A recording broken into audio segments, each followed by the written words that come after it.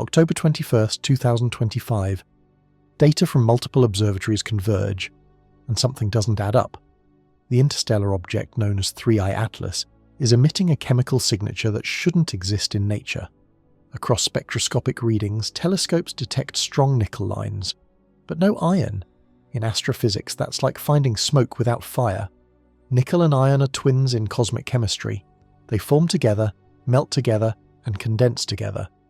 To separate them completely, something extreme has to happen, something deliberate. But that isn't the only anomaly. Observations also reveal a compound rarely seen outside industrial labs on Earth. Nickel tetracarbonyl, a toxic gas produced when nickel bonds with carbon monoxide under tightly controlled conditions. Out there, beyond Mars, such a reaction should be impossible, unless the object's chemistry was somehow refined, altered, or engineered. And then there's the jet.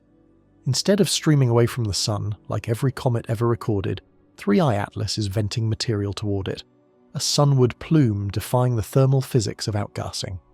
Combined with a coma dominated by carbon dioxide, an extreme CO2 to H2O ratio near 8:1, and a light polarization that baffles optical models, this object no longer fits any natural category. The data are still under review. The interpretations are dividing the community. Some call it an exotic relic of a CO2-rich system, others a signal. But either way, 3I Atlas just rewrote what a comet can be. And what happens next depends on how we interpret what it's trying to tell us. It started with what looked like a calibration error, a small blip on a spectrum graph, faint enough that most teams would have ignored it. But this wasn't any object, and these weren't any data. This was 3I Atlas, an interstellar visitor now closing in on the Sun after passing Mars, and every photon it reflected was under microscopic scrutiny. The first anomaly came from the Very Large Telescope in Chile, during a routine spectroscopic sweep designed to monitor volatile emissions. Analysts noticed something strange in the emission lines, a pronounced nickel signature around 341 and 351 nanometers. That in itself wasn't unheard of. Nickel has been detected in comets before. Both nickel and iron are common products of cosmic formation, forged together in the heart of dying stars and scattered across galaxies by supernova explosions. But something was off. The iron lines were missing. At first, it seemed like a technical glitch, maybe a filter issue, a misalignment in the calibration, or a transient interference in the instrument's optics. But when the same pattern appeared in independent observations from La Palma, Mauna Kea, and later from Hubble, the conclusion became harder to deny. The object was emitting nickel, and only nickel. That simple fact sent ripples through the astrophysical community. On Earth, you don't get one without the other. In astrophysics, nickel and iron are inseparable twins. They form under identical nucleosynthetic conditions, condense together, and are found side by side in meteorites, asteroids, and planetary cores. Even the densest iron meteorites in Earth's collections contain trace nickel, and the nickel-rich meteorites still carry iron. Yet 3I Atlas was radiating pure nickel lines, with no trace of iron's characteristic triplets. To understand how absurd that is, imagine finding oxygen without hydrogen in a water molecule, or carbon without oxygen in carbon dioxide.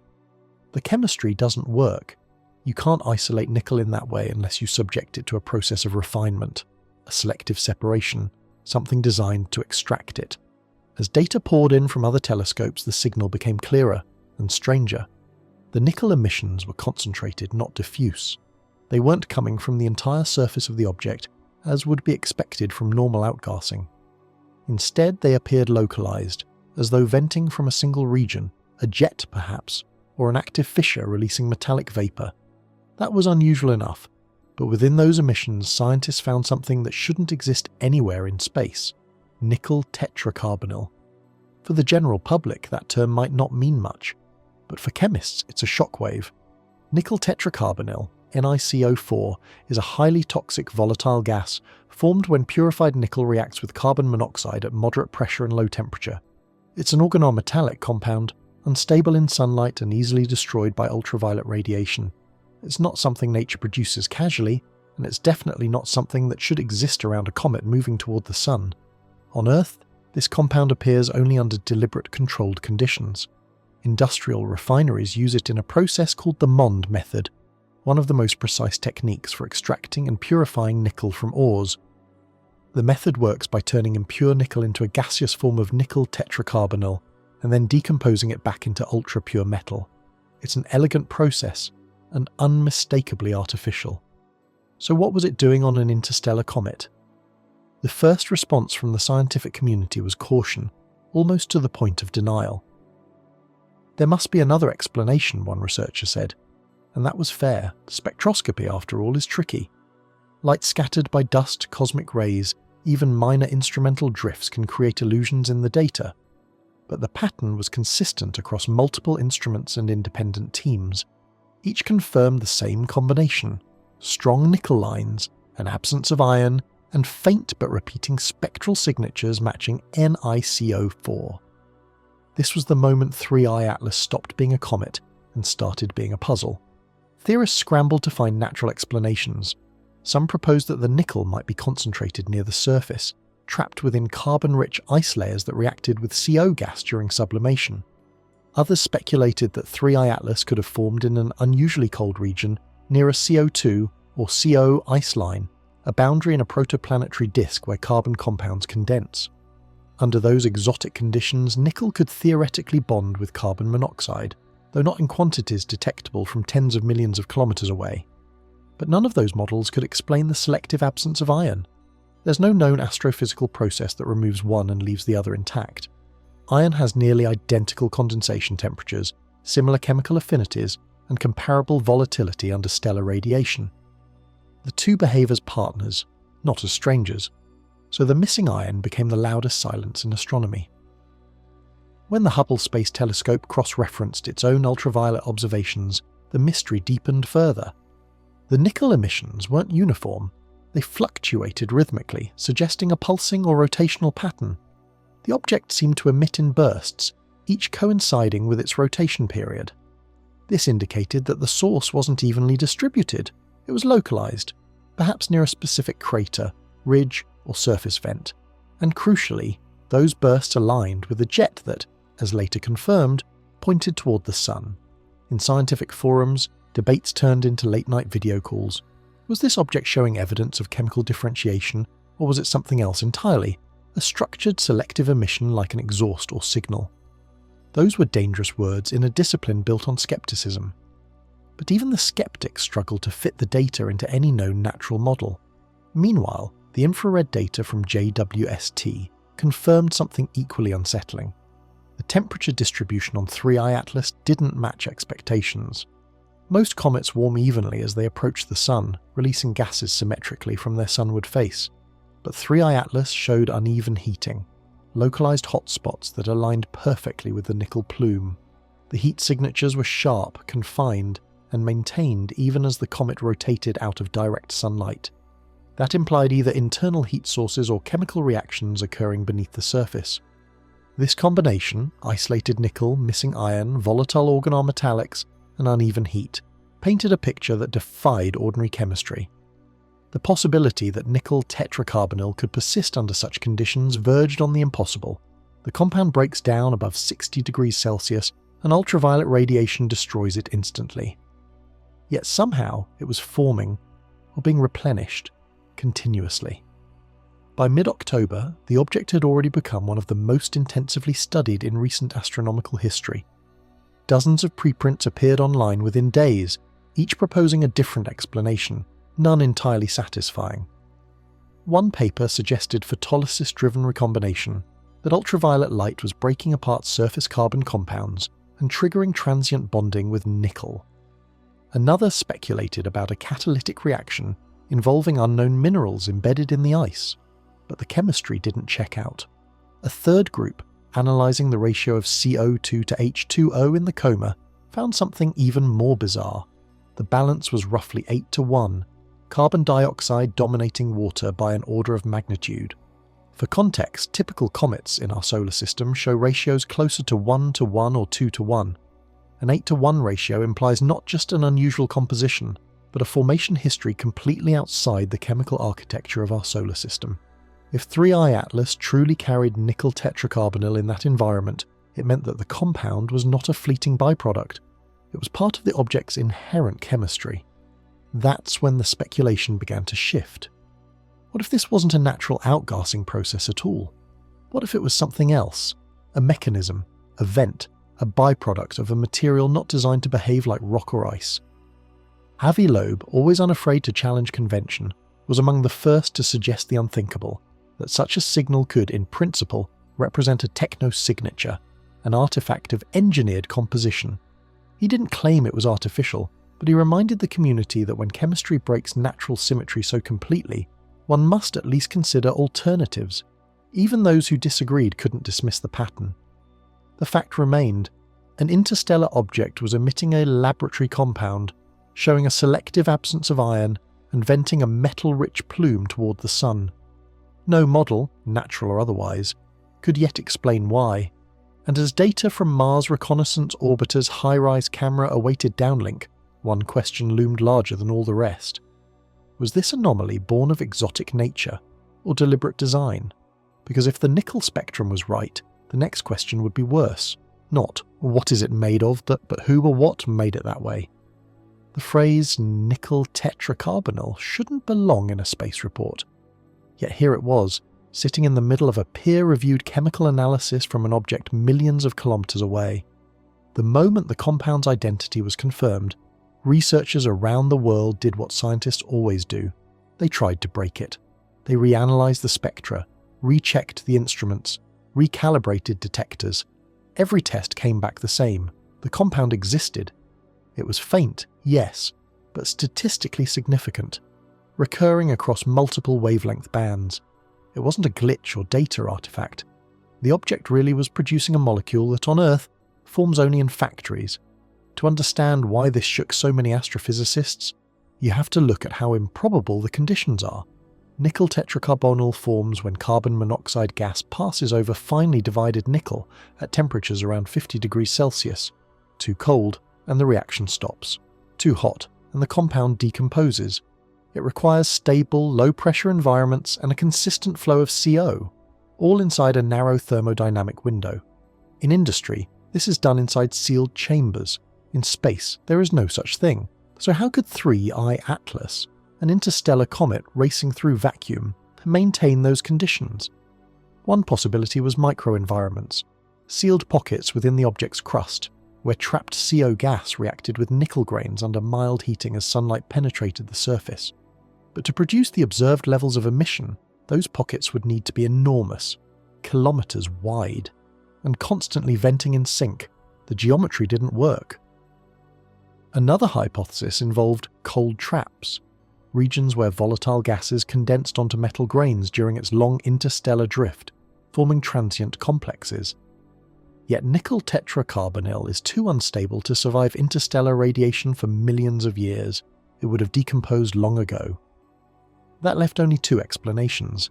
Either 3, the Atlas, possessed some kind of active chemistry capable of replenishing the compound, or the signature was a byproduct of a process we've never observed, one potentially technological in origin. This was the moment when the tone of internal reports shifted from anomaly to outlier. Quietly, certain research teams began using the word industrial. Not in the sensational sense, but in the precise chemical sense.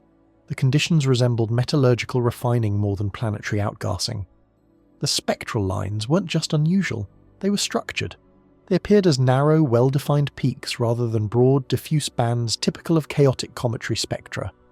That precision suggested uniform molecular excitation, like emission from a confined region under stable thermal control. In simpler terms, it looked too organized. One intriguing aspect was the compound's stability.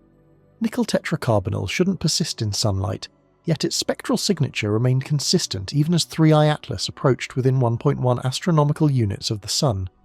JWST's infrared instruments tracked the compound's persistence through increasing radiation flux, contradicting photodissociation models. Some researchers proposed self-shielding, that dense CO2 clouds were protecting the gas from direct ultraviolet exposure. But that required unusually thick plumes and constant replenishment. Others noticed something even stranger. The nickel emissions were temporally modulated. Every rotation, the intensity of the emission fluctuated, almost rhythmically. The pattern was too regular to be random sublimation. It repeated with uncanny precision, as though following a mechanical or thermal cycle. When plotted against the object's light curve, the peaks aligned with a narrow sector of its rotation, the same sector responsible for the sunward jet. That correlation drew immediate attention. If the nickel tetracarbonyl originated from the same vent, it implied not just chemical peculiarity, but coordination, a process happening in tandem with the object's spin. A few scientists began drawing uncomfortable parallels. On Earth, nickel tetracarbonyl is produced in the early stages of refining, an intermediate step in metallurgical purification. The reaction releases energy and vapor. If, hypothetically, an artificial structure were deteriorating or venting internal byproducts, such a compound might appear. It wasn't evidence of machines, but it was evidence of chemistry that behaves like industry. The idea spread faster than the data. Forums, research threads, and internal SETI briefings began to mention the refinery hypothesis. The concept was simple, that 3I Atlas might not be a comet at all but debris, a fragment of a larger construct or probe, its outer layers reacting chemically as they erode. Of course, most scientists rejected that. The rational alternative was still an exotic natural origin. But even that explanation required rewriting astrophysical textbooks. A CO2-dominated body forming around a cold star with metal vapor trapped in its ice mantle would already be unlike anything we've ever catalogued. And yet, all the observed evidence pointed to that direction, or to something even stranger. Ground-based polarimetry added another layer of intrigue.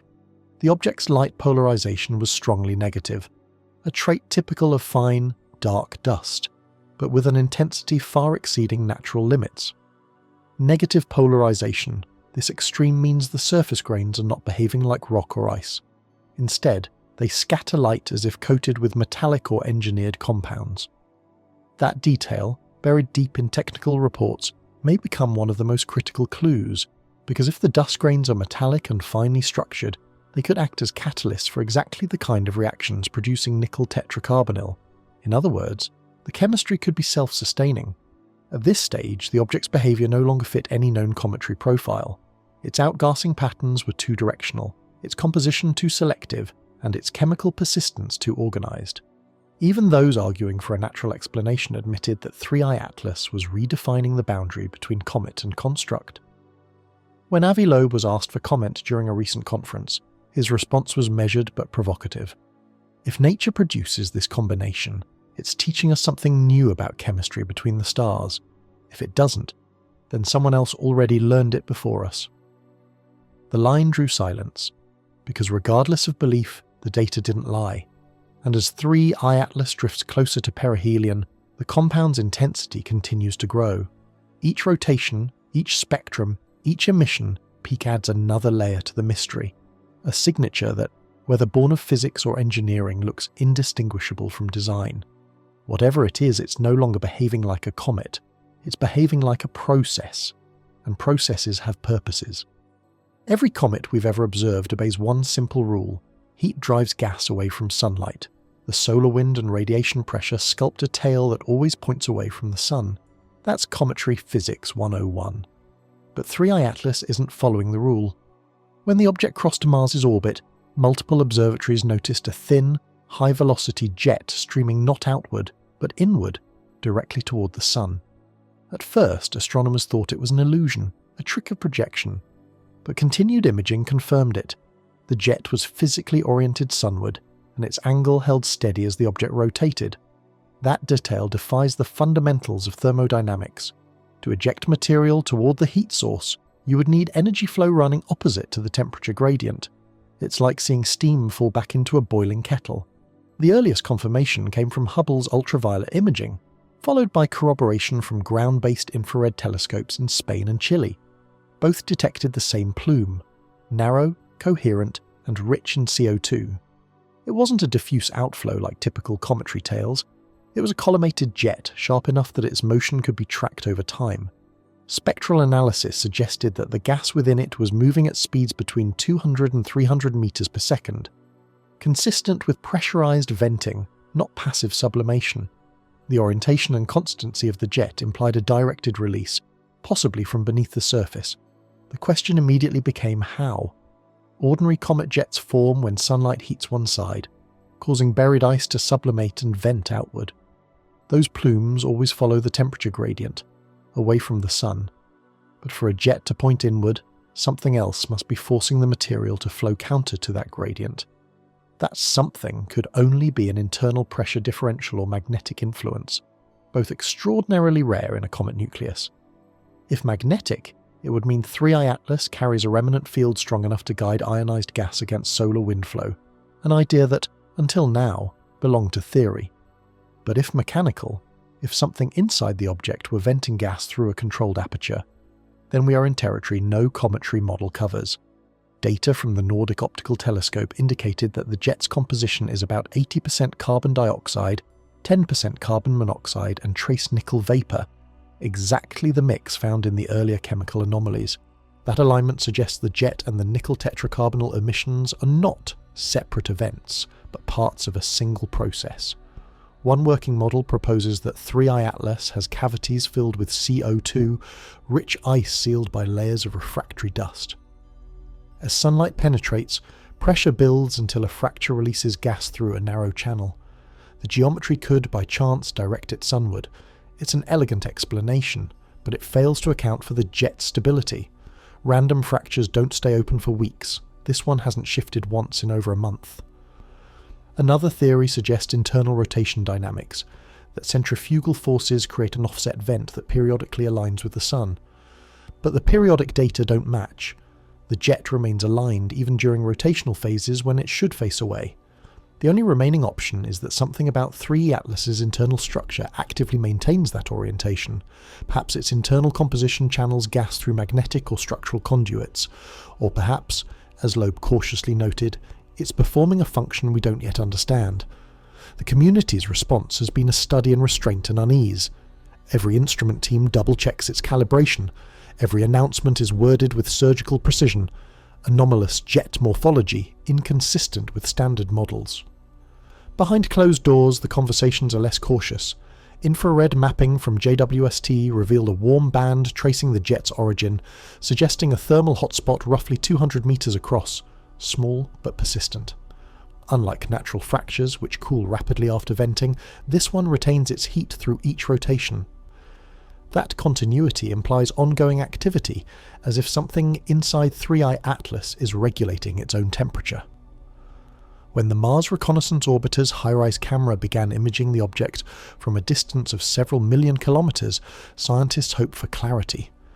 Early low-resolution frames hinted at geometric shadowing, ridges or facets that didn't look random. But the images are still being processed. For now, the only certainty is that the jet exists, it's steady, and it's directed toward the sun. The behavior challenges more than cometry dynamics. It touches on orbital mechanics itself. The sunward jet appears to generate a subtle deceleration, a braking effect that's altering the object's trajectory. Precise tracking from JPL shows a deviation of several kilometers from predicted paths, consistent with thrust opposing its motion. In other words, 3I Atlas seems to be slowing down. If the outflow were purely thermal, it would accelerate the object outward, not decelerate it. But the current data suggests the opposite, a drag aligned with the jet. Some researchers call it coincidence, a balance of gas pressure and solar radiation.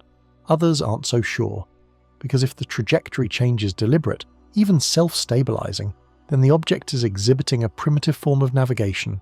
It's here that science begins brushing against the edge of philosophy. At what point does natural behavior become engineered? If an object formed in a unique system can sustain jets, control temperature, and refine nickel compounds, does that make it artificial, or merely alien in composition?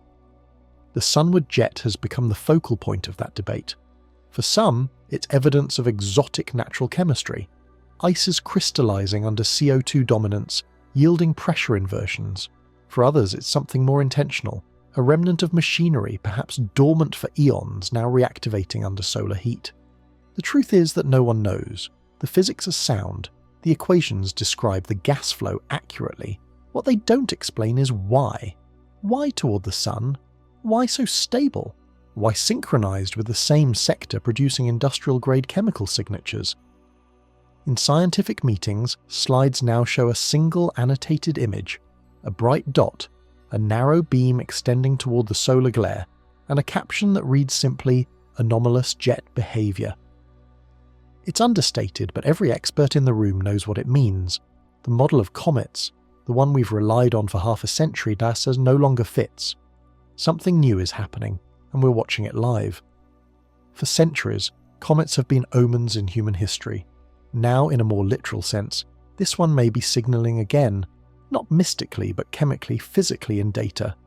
And the signal is unmistakable.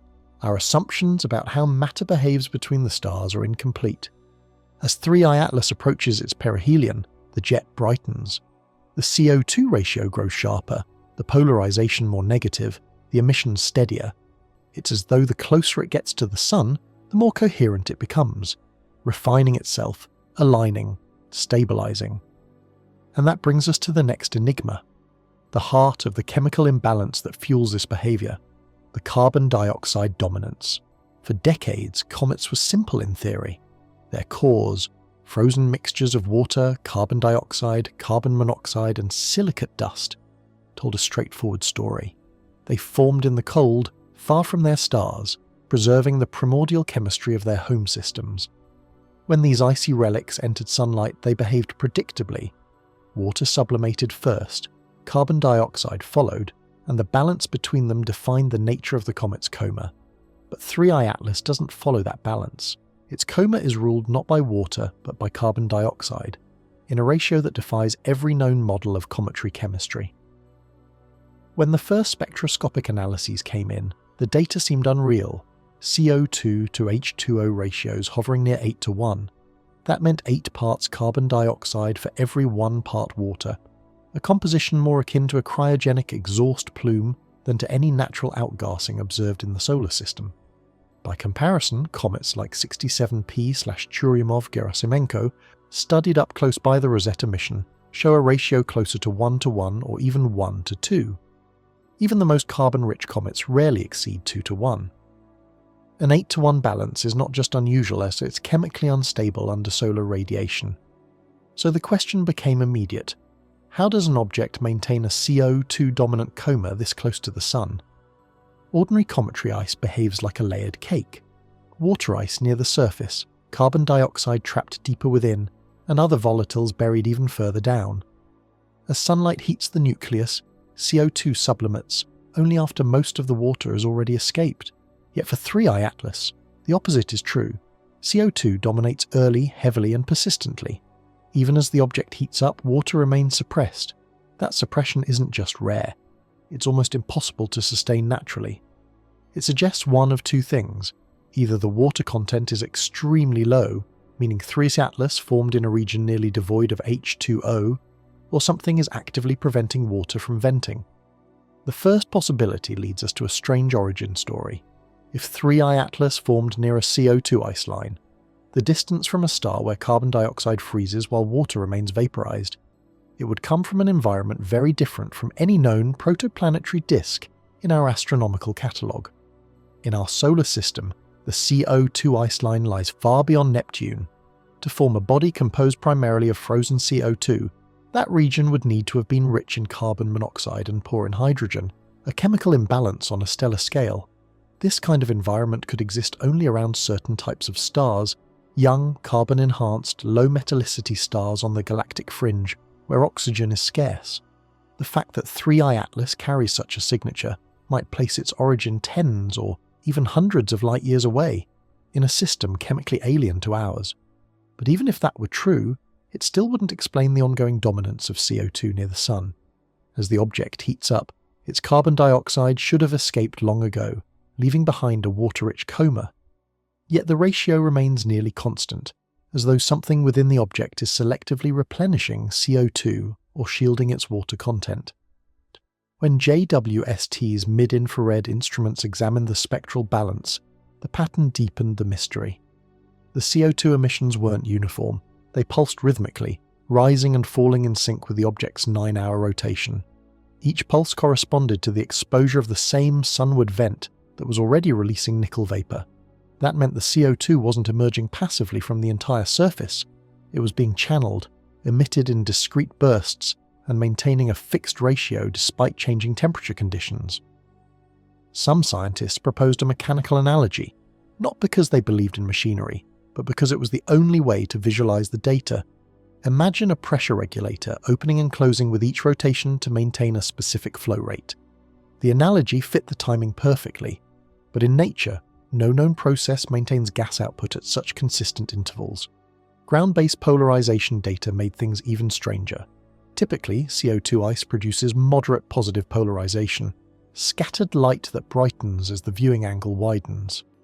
3I Atlas, on the other hand, shows extreme negative polarization, light scattering that dims rather than brightens, suggesting the CO2 isn't just gas but part of a finely particulate suspension, perhaps metallic dust coated in carbon dioxide frost. That's not how natural ices behave. That's how composite materials behave, engineered or layered structures where one substance coats another for protection or regulation. And there's more. The infrared spectrum of the coma revealed trace absorptions in the 4.6 micron band consistent with carbonyl compounds, the same spectral neighbourhood as nickel tetracarbonyl. That overlap suggests the CO2 may not be pure, it may be chemically entangled with metallic vapour, continually interacting to form and destroy transient molecules as the object rotates. To maintain such equilibrium, there must be a constant input of both reactants, carbon monoxide and nickel vapour, within a narrow range of pressures. Those conditions are almost identical to industrial refining environments on Earth. The coincidence is unsettling. Still, the mainstream view tries to keep both feet on natural ground. One possible model involves a CO2 crust, a hardened outer shell that traps volatile water ice beneath it. When sunlight hits the surface, the carbon dioxide sublimates through microscopic pores, maintaining a steady gas flow while preventing the release of water. But this theory requires extraordinary surface uniformity and fails to explain why the jet direction never shifts. Another theory posits that 3I Atlas isn't solid at all, that it's a fluffy aggregate, a porous matrix of CO2 grains glued by organic material. This could theoretically allow internal CO2 stores to vent slowly over long durations. Yet such aggregates are fragile. One close pass to the sun should have destroyed the object, and still, 3I Atlas remains intact. When data from the submillimeter array in Hawaii came in, another anomaly surfaced. The isotopic ratios of the carbon and oxygen atoms in the CO2 gas were abnormal, tilted toward heavier isotopes in a way never seen in comets before. This isotopic enrichment suggests high-temperature processing at some stage in the object's history, again, a property more aligned with industrial smelting than with the cold birth of comets.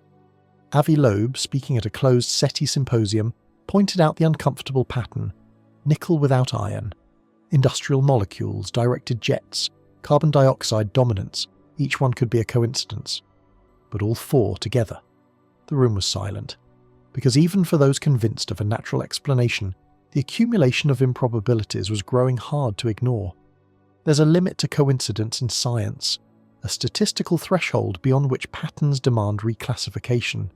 If 3I Atlas formed in a CO2-dominated environment, that alone would make it the first of its kind. But combined with the nickel chemistry, the directional jet, and the isotopic bias, it starts to look like a composite, a constructed mixture of materials designed for a purpose we can't yet identify. NASA's current models struggle to replicate the data. Simulations that input the observed parameters produce unstable outgassing. The CO2 jet should collapse under solar heating. The water suppression should fail within days. But the real object remains steady. As 3I Atlas nears its perihelion, the closest point to the Sun, the CO2 ratio isn't decreasing. It's rising. The object seems to prefer the heat, feeding on it, using it to refine its emissions rather than lose them. This inversion of thermal logic, stability through heating, might be the most alien trait of all. Some observers now compare the object to an engine without intent, a relic performing functions that outlived its creators. Others remain firmly grounded, a product of exotic chemistry from a CO2-rich system that by chance behaves in ways that mimic design. Whichever side is right, the effect is the same. 3I Atlas has turned carbon dioxide, a simple, familiar molecule, into a messenger from beyond the stars, rewriting what we thought was possible in cometary physics, and yet even that may not be the strangest part. Because as the CO2 dominance grows, another signal is emerging, one that doesn't just describe composition, but the surface itself. It's reflected light, and it's telling a story of impossible texture. For most astronomers, polarization is a quiet diagnostic, a subtle measure that reveals how light interacts with dust, ice, and gas. It's rarely dramatic, almost never headline material. But in the case of 3I Atlas, polarization has become one of the most confounding pieces of the puzzle, because the light coming from this object behaves in ways no known natural material can reproduce. When polarized light data first began to arrive from the Calar Alto Observatory and the Hubble Space Telescope's advanced camera for surveys, scientists expected something routine: mild negative polarization at small phase angles, similar to what's observed in comets like Hale-Bopp or 67P/Churyumov-Gerasimenko. In simple terms, when sunlight scatters off the fine dust of a comet, the electric field of that light tends to oscillate preferentially in one direction. That pattern, measured as polarization, gives clues about the dust's size, shape, and reflectivity.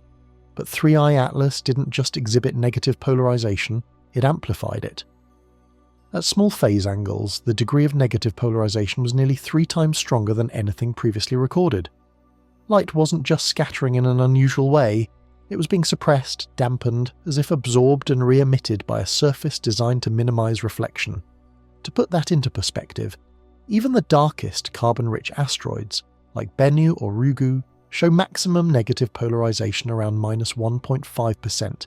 3I Atlas exceeded -4%. That may sound like a small number, but in optical physics it's enormous, enough to signal an entirely new class of surface interaction. And that's where the trouble begins. Negative polarization at extreme can't be explained by random dust grains.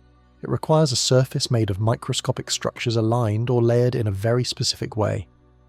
In laboratory simulations, such polarization has only been reproduced by surfaces with metallic coatings, nanoscale pores, or engineered lattices, materials built to scatter light in controlled directions. The more astronomers modelled the data, the stranger it became. If the polarization were caused by simple soot-like dust, the phase curve, the plot of polarization versus viewing angle, would follow a familiar slope: sharp dip, then gradual recovery as the phase angle widens. But the 3I Atlas curve was flat. The light retained its extreme polarization across all angles, indicating a coherence that shouldn't exist in random dust fields. JWST's NIRC AM added another layer of mystery. Infrared polarization measurements revealed that the scattered light wasn't purely reflective. Part of it was emissive, meaning the surface itself was radiating polarized infrared light. That's an entirely different mechanism, typically associated with structured materials like crystalline films or photonic lattices. To some researchers, this hinted at the possibility of a metallic or semi-metallic component embedded within the dust, possibly nickel grains coated in CO2 frost. Such grains could, in theory, create the observed polarization by combining metallic reflection with cryogenic coating effects. But even that model falls short. The ratio of reflected to emitted polarization suggests an underlying organization, a texture repeating over the object's surface on a microscopic scale. Natural materials don't self-align, one researcher commented during an ESA debrief. They scatter light randomly. This doesn't. To visualize what's happening, imagine sunlight striking a mirror. But instead of scattering in all directions, it exits through thousands of microscopic channels, each tuned to redirect the light precisely. That's the kind of polarization 3I Atlas produces: organized, stable, and repeatable. The question, as always, is how. A few theories tried to stay within the realm of conventional physics. One suggested that the extreme polarization could result from a thin layer of magnetic frost, metallic particles aligned by a weak magnetic field. If 3I Atlas carries remnant magnetism, its surface dust could orient itself like microscopic compasses, producing polarization anisotropy. But this requires a field strength far greater than any cometary remnant ever measured. Another proposed that electrostatic forces, generated by sunlight ionizing the surface, could align dust grains vertically, creating reflective forests of particles. It's an intriguing concept, and computer simulations show that under low gravity conditions, such electrostatic levitation could indeed form ordered patterns. but those patterns collapse quickly as the object rotates, lasting minutes, not days. 3I Atlas's polarization remains constant week after week. Then came the possibility no one wanted to say out loud: engineered surfaces. In materials science, extreme negative polarization is sometimes an artifact of design, an unintended signature from metamaterials or nanostructured coatings that manipulate light for stealth or energy absorption. On Earth, such effects are seen in solar panels, radar-absorbing composites, and specialized heat-dissipating surfaces. In space, they've never been seen naturally.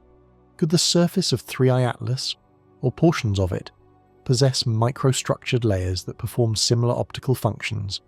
No one can say, but the resemblance is difficult to ignore. To test this, a research team from the University of Bern developed a polarization model assuming alternating layers of nickel and carbon dioxide ice, a stratified lattice resembling composite alloys. The result fit the data almost perfectly. The only problem: such layering cannot form spontaneously under known cosmic conditions.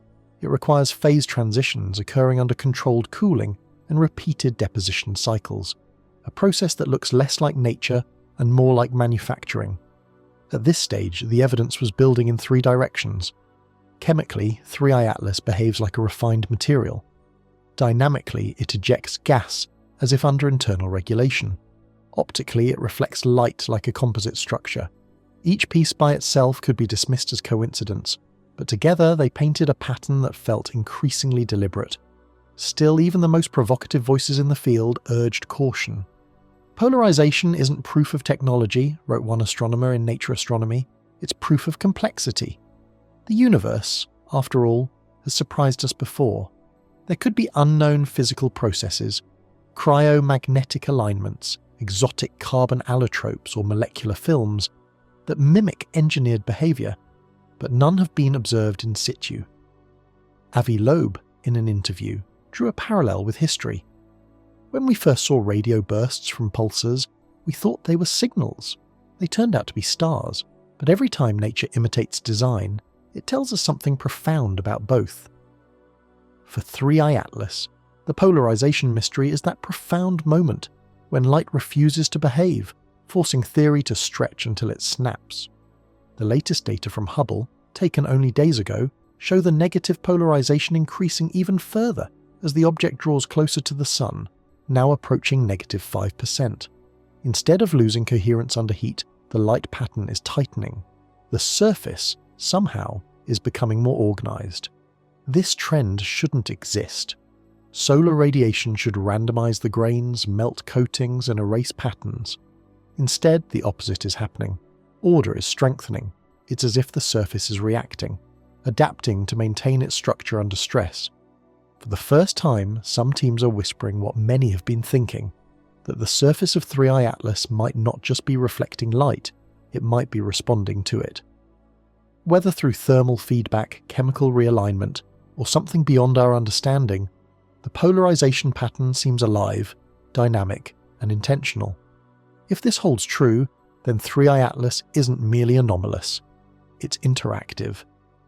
And that realization leads us directly to the next paradox, because if the surface is reacting, what's happening beneath it may be even stranger. The deeper layers may explain the most confounding gap in all the data, the complete absence of iron. If the chemistry of 3I Atlas has one defining riddle, it's not what's there, it's what isn't. For months, every telescope that pointed its sensors at the interstellar object detected the same elements over and over again: nickel, carbon monoxide, carbon dioxide. But iron, the most abundant metallic element in the cosmos, is nowhere to be found. This absence defies every law of cosmic formation we know. Nickel and iron are cosmic siblings. They're born together in supernovae, fused in the same collapsing cores, travelling through galaxies as inseparable partners. In asteroids, meteorites, and planetary cores, they appear side by side in fixed proportions, usually about 10 parts iron to 1 part nickel. You cannot have one without the other, unless something unnatural intervenes. Yet across ultraviolet, visible, and infrared spectra, 3I Atlas is silent in every iron band. No phasus, phasutus, or phasithry lines. nothing in the 358 nanometer triplet, nothing in the near-infrared 1.1 micrometer transitions. The nickel lines, by contrast, blaze like beacons. At first, researchers tried to explain it away. Maybe the iron was there but locked in non-emissive compounds, hidden in oxides or sulfides that suppress its spectral signature.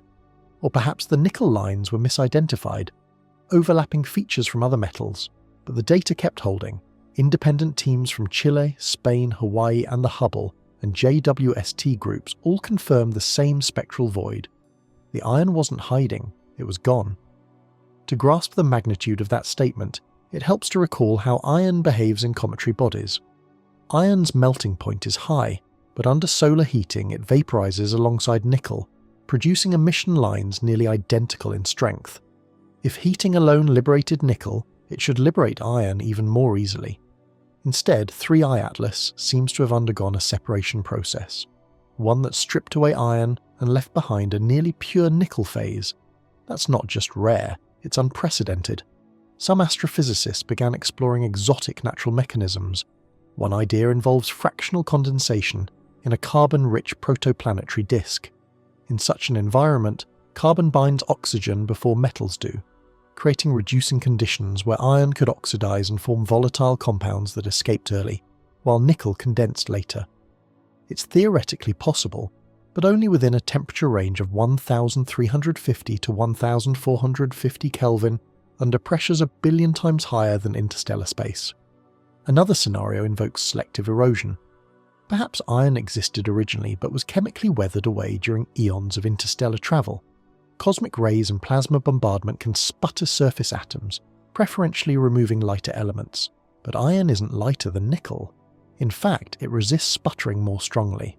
And the depth of nickel signals coming from 3I Atlas suggests the element isn't just at the surface, it's pervasive throughout the material. So, if nature can't separate them easily, what could? Here is where the conversation edges toward engineering again. On Earth, the only way to achieve near-pure nickel separation is industrial refining, through electrolysis or the Mond process, which ironically uses the very compound detected around 3I Atlas, nickel tetracarbonyl.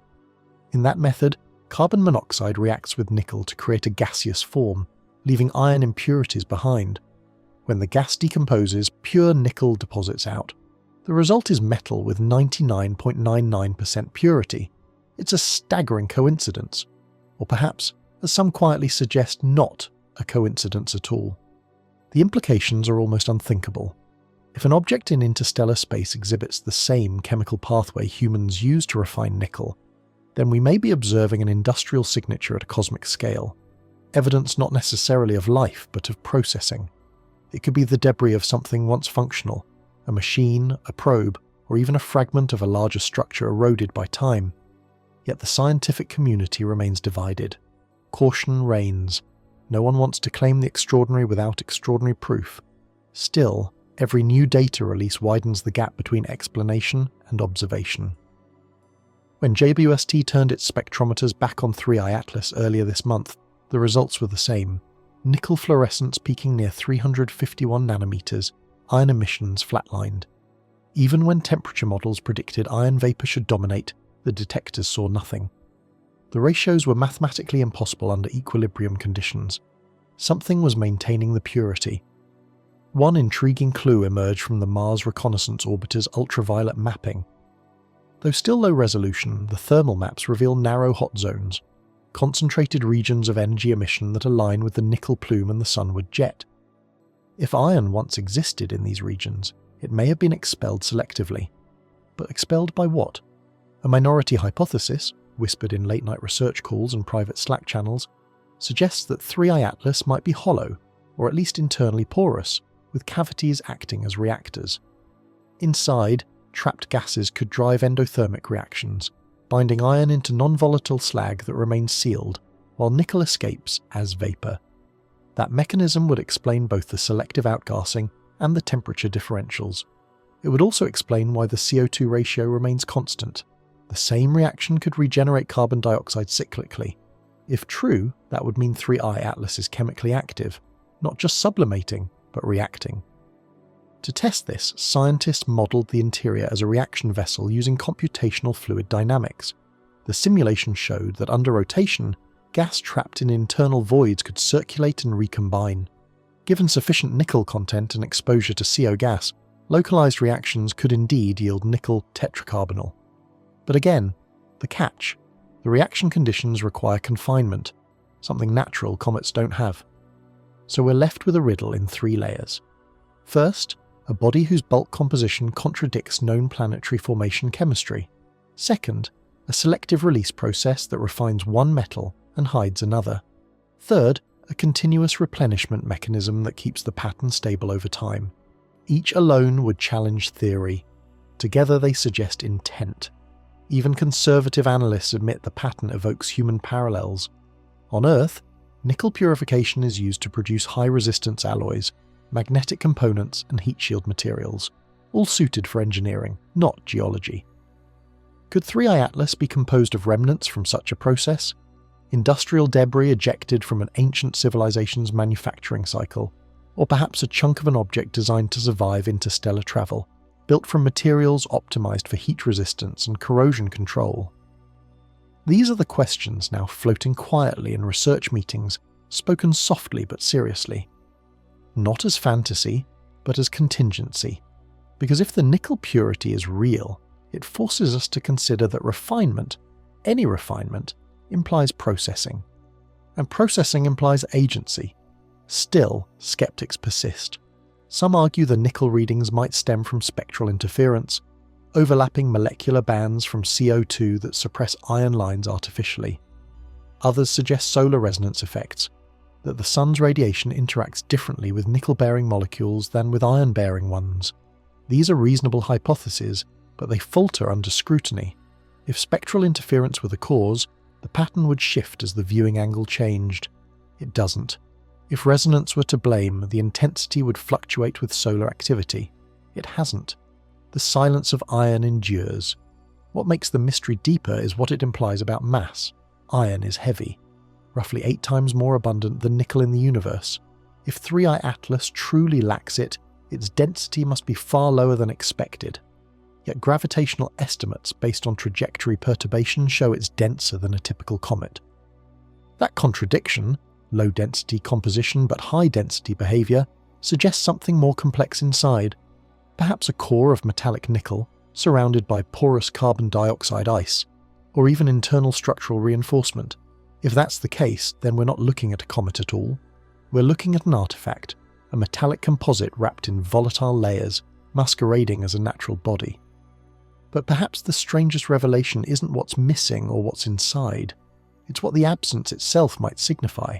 Because in astrophysics, missing elements often mark transitions, the boundaries where nature ends and purpose begins.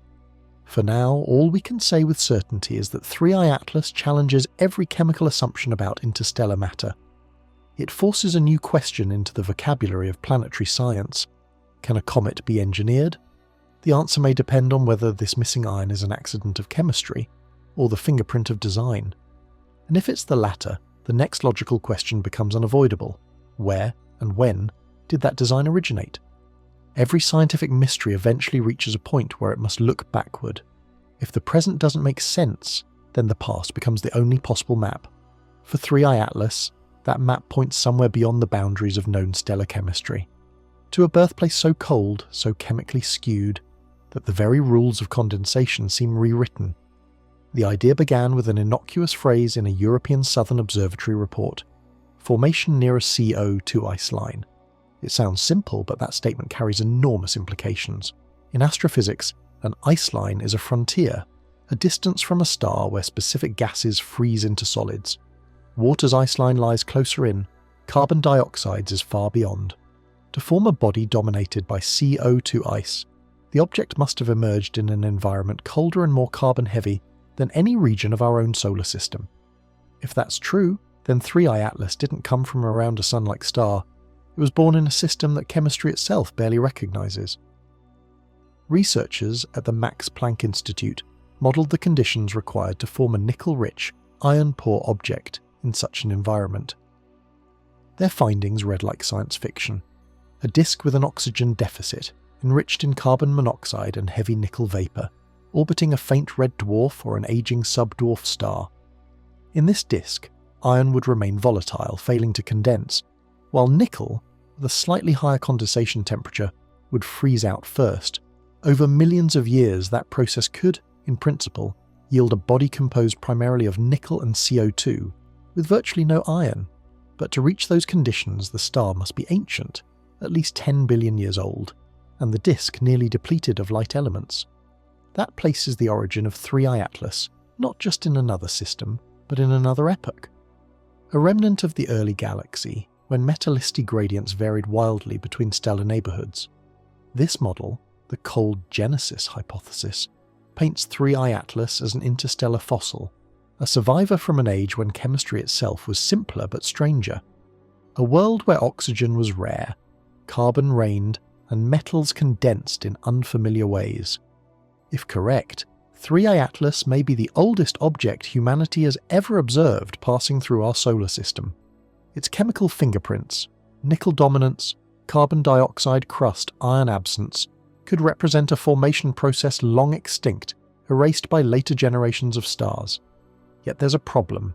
Even in those extreme conditions, natural chemistry can't easily explain the organization of its features. The structured jet, the rhythmic emissions, the extreme polarization, all remain at odds with random assembly. The cold genesis model accounts for what it's made of, but not how it behaves. The deeper the data go, the clearer the contradiction becomes. 3I Atlas looks ancient but acts precise. One way to reconcile that is through evolution, not biological, but physical. What if 3I Atlas started as a natural relic but was later altered by exposure, collisions, or unknown interstellar processes? Over billions of years drifting through the galactic medium, its surface could have been reshaped by plasma currents, its chemistry rewritten by cosmic rays, its structure hardened into something quasi-metallic. It's plausible and comforting. It allows the mystery to remain natural, extraordinary but still within physics.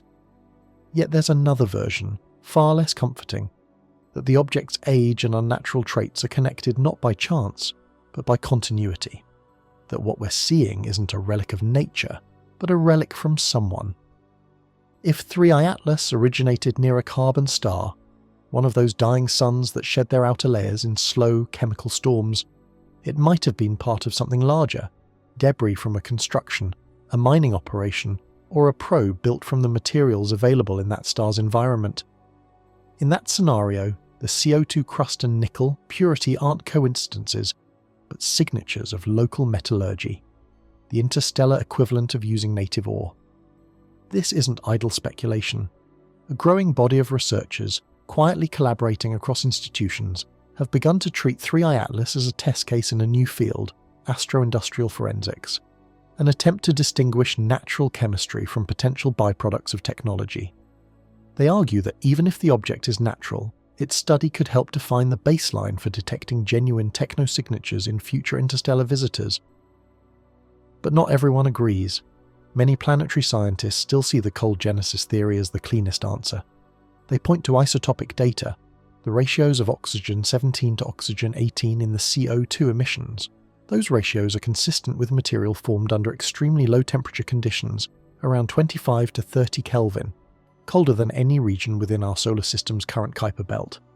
That fact alone places 3I Atlas's origin far beyond the Oort cloud, possibly near the galactic halo. The low isotopic temperature implies a birth in the outer shell of an ancient molecular cloud, one that predates the formation of the Milky Way's spiral arms. In other words, 3I Atlas might not just be older than our Sun, it might be older than the local region of space we live in, and yet it moves with purpose. The trajectory of 3I Atlas through our system isn't chaotic. Its inbound path follows a nearly planar arc, only slightly inclined relative to the ecliptic, a trajectory more reminiscent of orbital insertion than random drift. Dynamical simulations show that for an object ejected from a distant star system, the odds of entering our solar system on such a near-aligned plane by chance are less than 1 in 200,000. That's the kind of probability that makes even skeptics pause. Could gravitational shepherding by galactic tides account for it? Possibly. But it's also consistent with something far simpler: intention. A trajectory planned, not accidental. A drift chosen, not random. Even assuming pure coincidence, the timing is uncanny. The object's closest approach, October 29th, will take it behind the Sun from Earth's perspective, cutting off observation for weeks. When it re-emerges, it will be outbound, colder, dimmer, and perhaps altered forever by its near-solar passage. For some scientists, that event feels almost like a test, a natural experiment scripted by the cosmos itself. Cold Genesis in that sense is more than a theory of origin, it's a metaphor for what 3I Atlas represents, a bridge between creation and comprehension. Whether born from the chemistry of dead stars or the craft of intelligent hands, it carries within it the record of a different universe. One that operated by rules we're only beginning to imagine. And perhaps the most intriguing clue isn't chemical at all, it's mechanical. The object's rotation period, 9 hours steady and undamped, suggests internal coherence. No precession, no tumbling, no irregular spin down. That implies a mass distribution so symmetrical it borders on artificial design. If 3I Atlas truly is as ancient as the data suggest, then something has preserved its stability for billions of years. That endurance could be coincidence, or it could be the lingering consequence of construction. Either way, its cold birth is only half the story, because where it was formed might explain its ingredients, but where it's been since could explain its behaviour, and the first to argue that, publicly and unapologetically, is Avi Loeb. In every generation of science, there comes a moment when the data become too strange for comfort, when the evidence demands either a rewrite of physics or the admission that something somewhere is not as random as it seems. For many researchers, that moment arrived quietly in mid-October 2025, when Avi Loeb published a short but incendiary paper on 3I Atlas. Its title was simple: Non-Gravitational and Chemical Anomalies in the Interstellar Object 3I Atlas. But the implications were not. Loeb's argument was characteristically direct. He proposed that the constellation of anomalies observed, the selective nickel emissions, the absence of iron, the industrial compound nickel tetracarbonyl, the stable sunward jet, the extreme negative polarization, and the CO2 dominant outgassing all pointed toward one unsettling possibility. 3I Atlas might not be a purely natural body. It might be a relic of technology. Not an active spacecraft, he clarified, but a fragment, perhaps a shell, a panel, or the remnant of a propulsion system built by a civilization that no longer exists. Something designed long ago, now stripped of purpose and drifting among the stars until gravitational tides drew it into our solar system.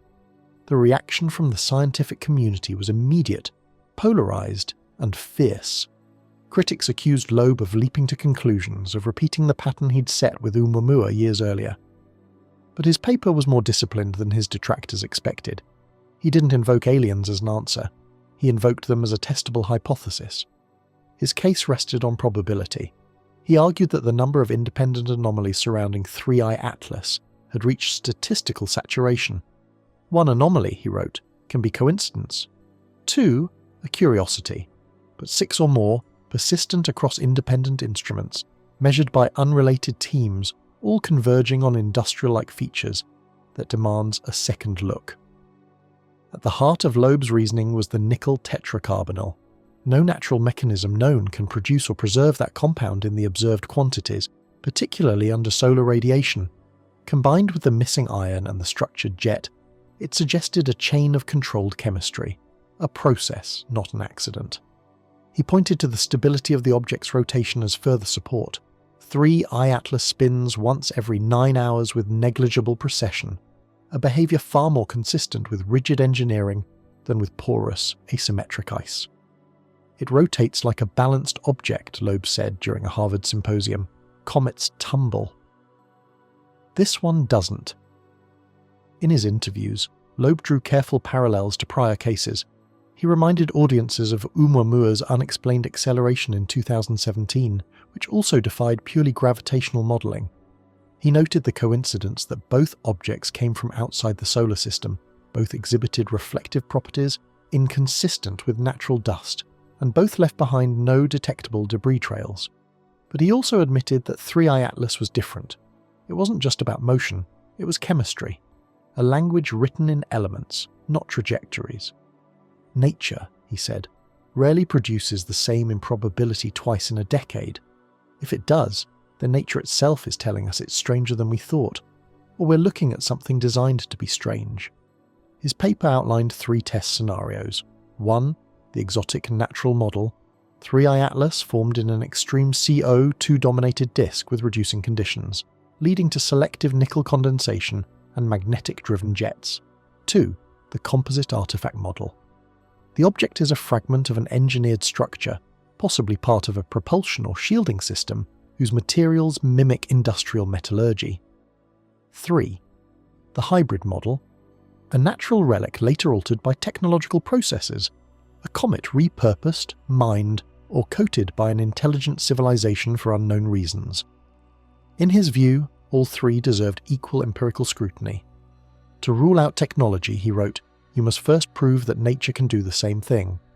So far it hasn't predictably. The responses ranged from skeptical to hostile.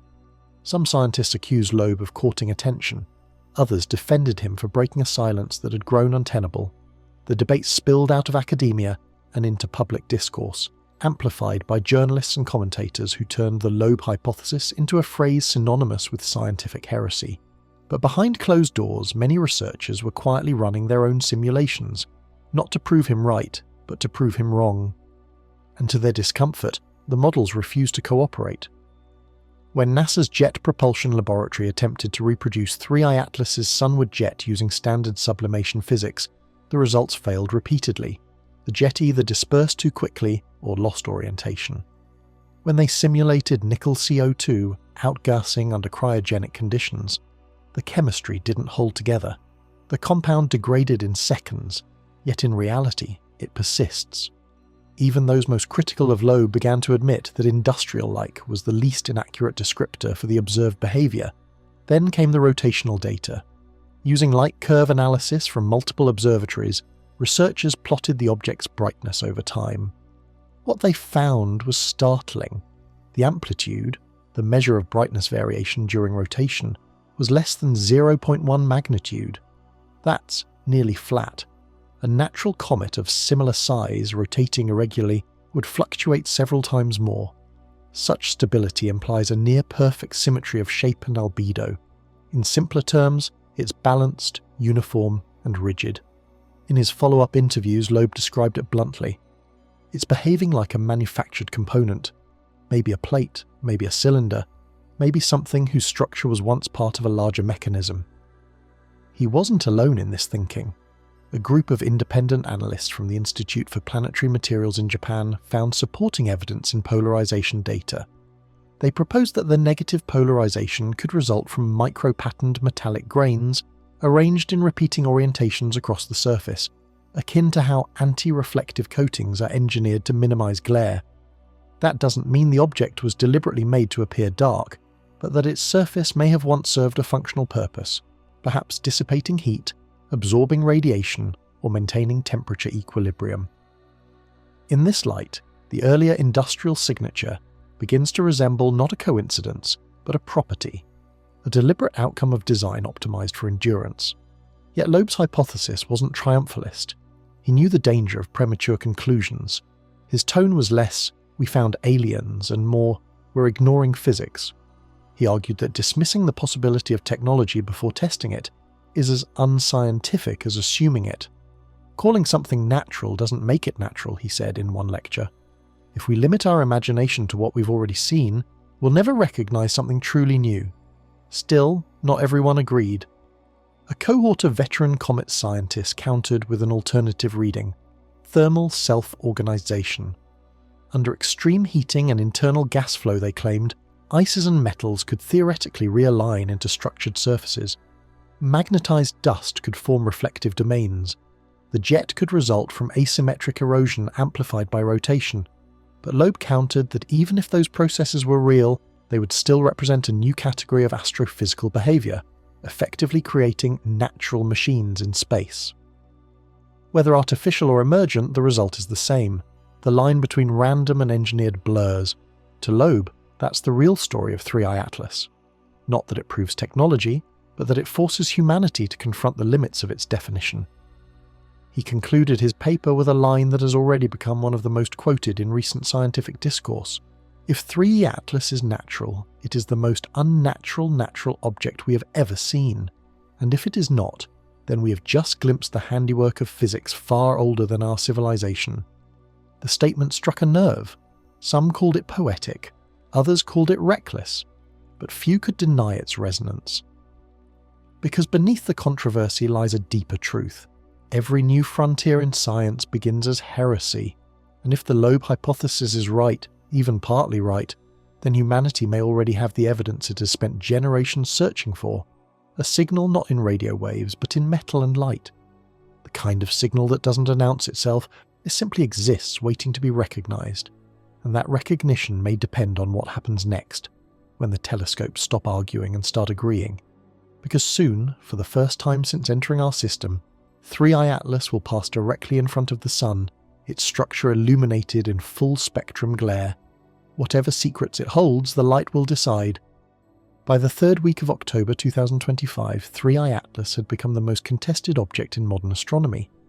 Not because scientists doubted its existence, but because each telescope that looked at it seemed to describe a different reality. The contradictions began quietly, as they often do in science, with small inconsistencies in the data. One observatory measured a strong CO2 jet, another saw it fading. JWST detected nickel tetracarbonyl. Ground-based infrared arrays could not confirm it. Hubble's ultraviolet spectrograph suggested a dense, structured coma. The Very Large Telescope in Chile reported a thinner, more diffuse cloud. Every dataset agreed that something extraordinary was happening, but not on what exactly that something was. The reason wasn't incompetence, it was perspective. Each instrument looked at 3I Atlas through a different lens, literally and figuratively, different wavelengths, different geometries, different filters, and what they revealed was a portrait of chaos that somehow looked consistent only when you zoomed out far enough to see the contradictions as part of the same story. At the European Southern Observatory, the VOIS-IR infrared team announced that their readings showed an expanding plume of carbon dioxide vapour with trace nickel lines.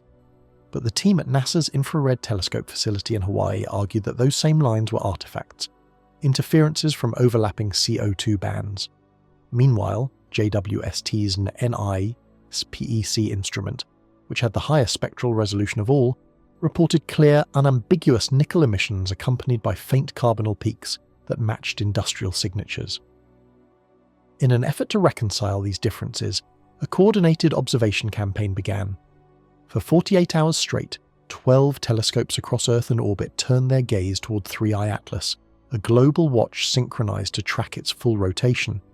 It was an unprecedented collaboration, from Hubble and JWST in space to Keck, VLT, Subaru, and Gemini on the ground. The results were as thrilling as they were perplexing. All instruments confirmed the nickel emissions, but their intensities fluctuated wildly depending on angle and wavelength. When viewed from Earth's northern hemisphere, the nickel lines blazed strong and steady. From the southern hemisphere, they weakened and shifted. The pattern repeated with every rotation, as though the emissions were directional, confined to specific surface regions. This directional bias gave new weight to the idea of localized jets or vents. But even that didn't explain the variations in spectral composition. At some angles, nickel appeared almost pure. At others, faint traces of chromium, cobalt, and manganese emerged, a metallic blend that, on Earth, would be described as alloying. The possibility that 3I Atlas contained alloys, not just elements, set off another round of debate. Alloys imply mixing, heating, and cooling cycles under precise conditions. No known natural comet nucleus exhibits that. The word smelting began appearing in technical notes, half jokingly at first, then more seriously as data persisted. Meanwhile, Hubble's ultraviolet observations recorded something equally strange, a faint, repeating pattern in the coma's brightness.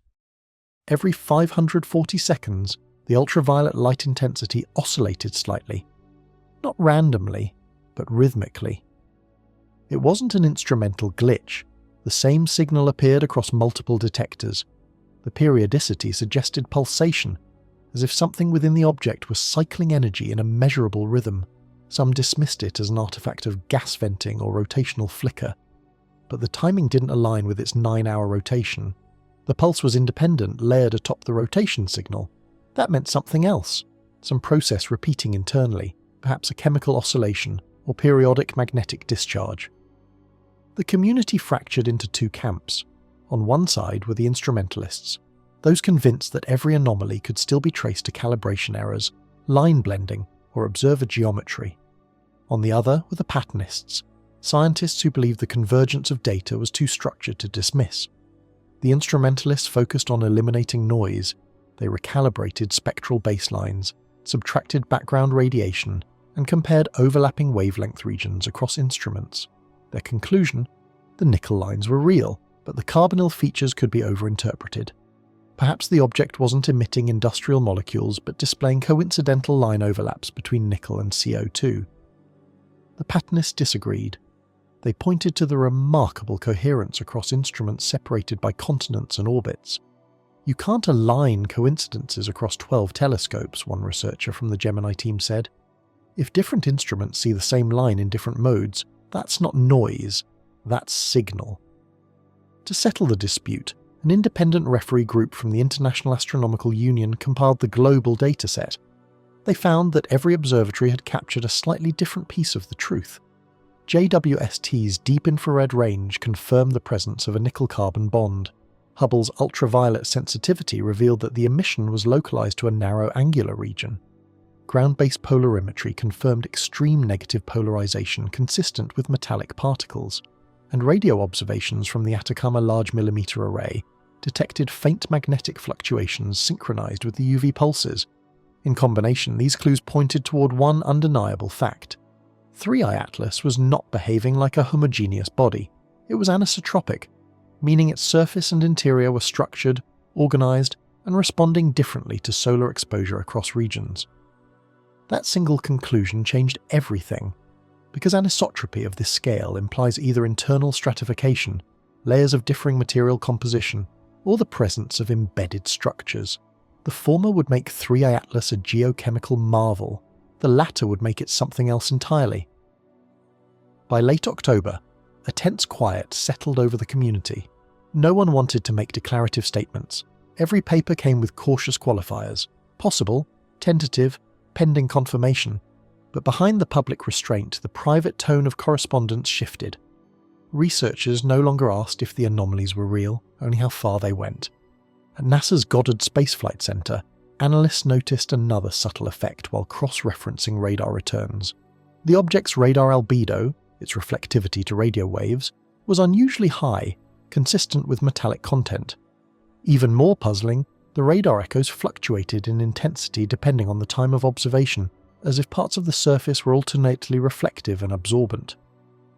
That alternating behavior could be due to rotation, but the period of fluctuation didn't match the known 9-hour spin. It was faster, about one cycle every 3 minutes, too fast for rotation, too deliberate for random scattering. Some scientists proposed that this was due to microprecession, a gentle wobble caused by uneven heating. Others whispered about phase-modulated reflection, an effect possible only if the surface possesses resonant materials, perhaps even remnants of circuitry-like lattices buried under frost. Of course, no one wrote that last theory publicly, it would have read like science fiction. Yet in hushed hallway conversations, people said it anyway.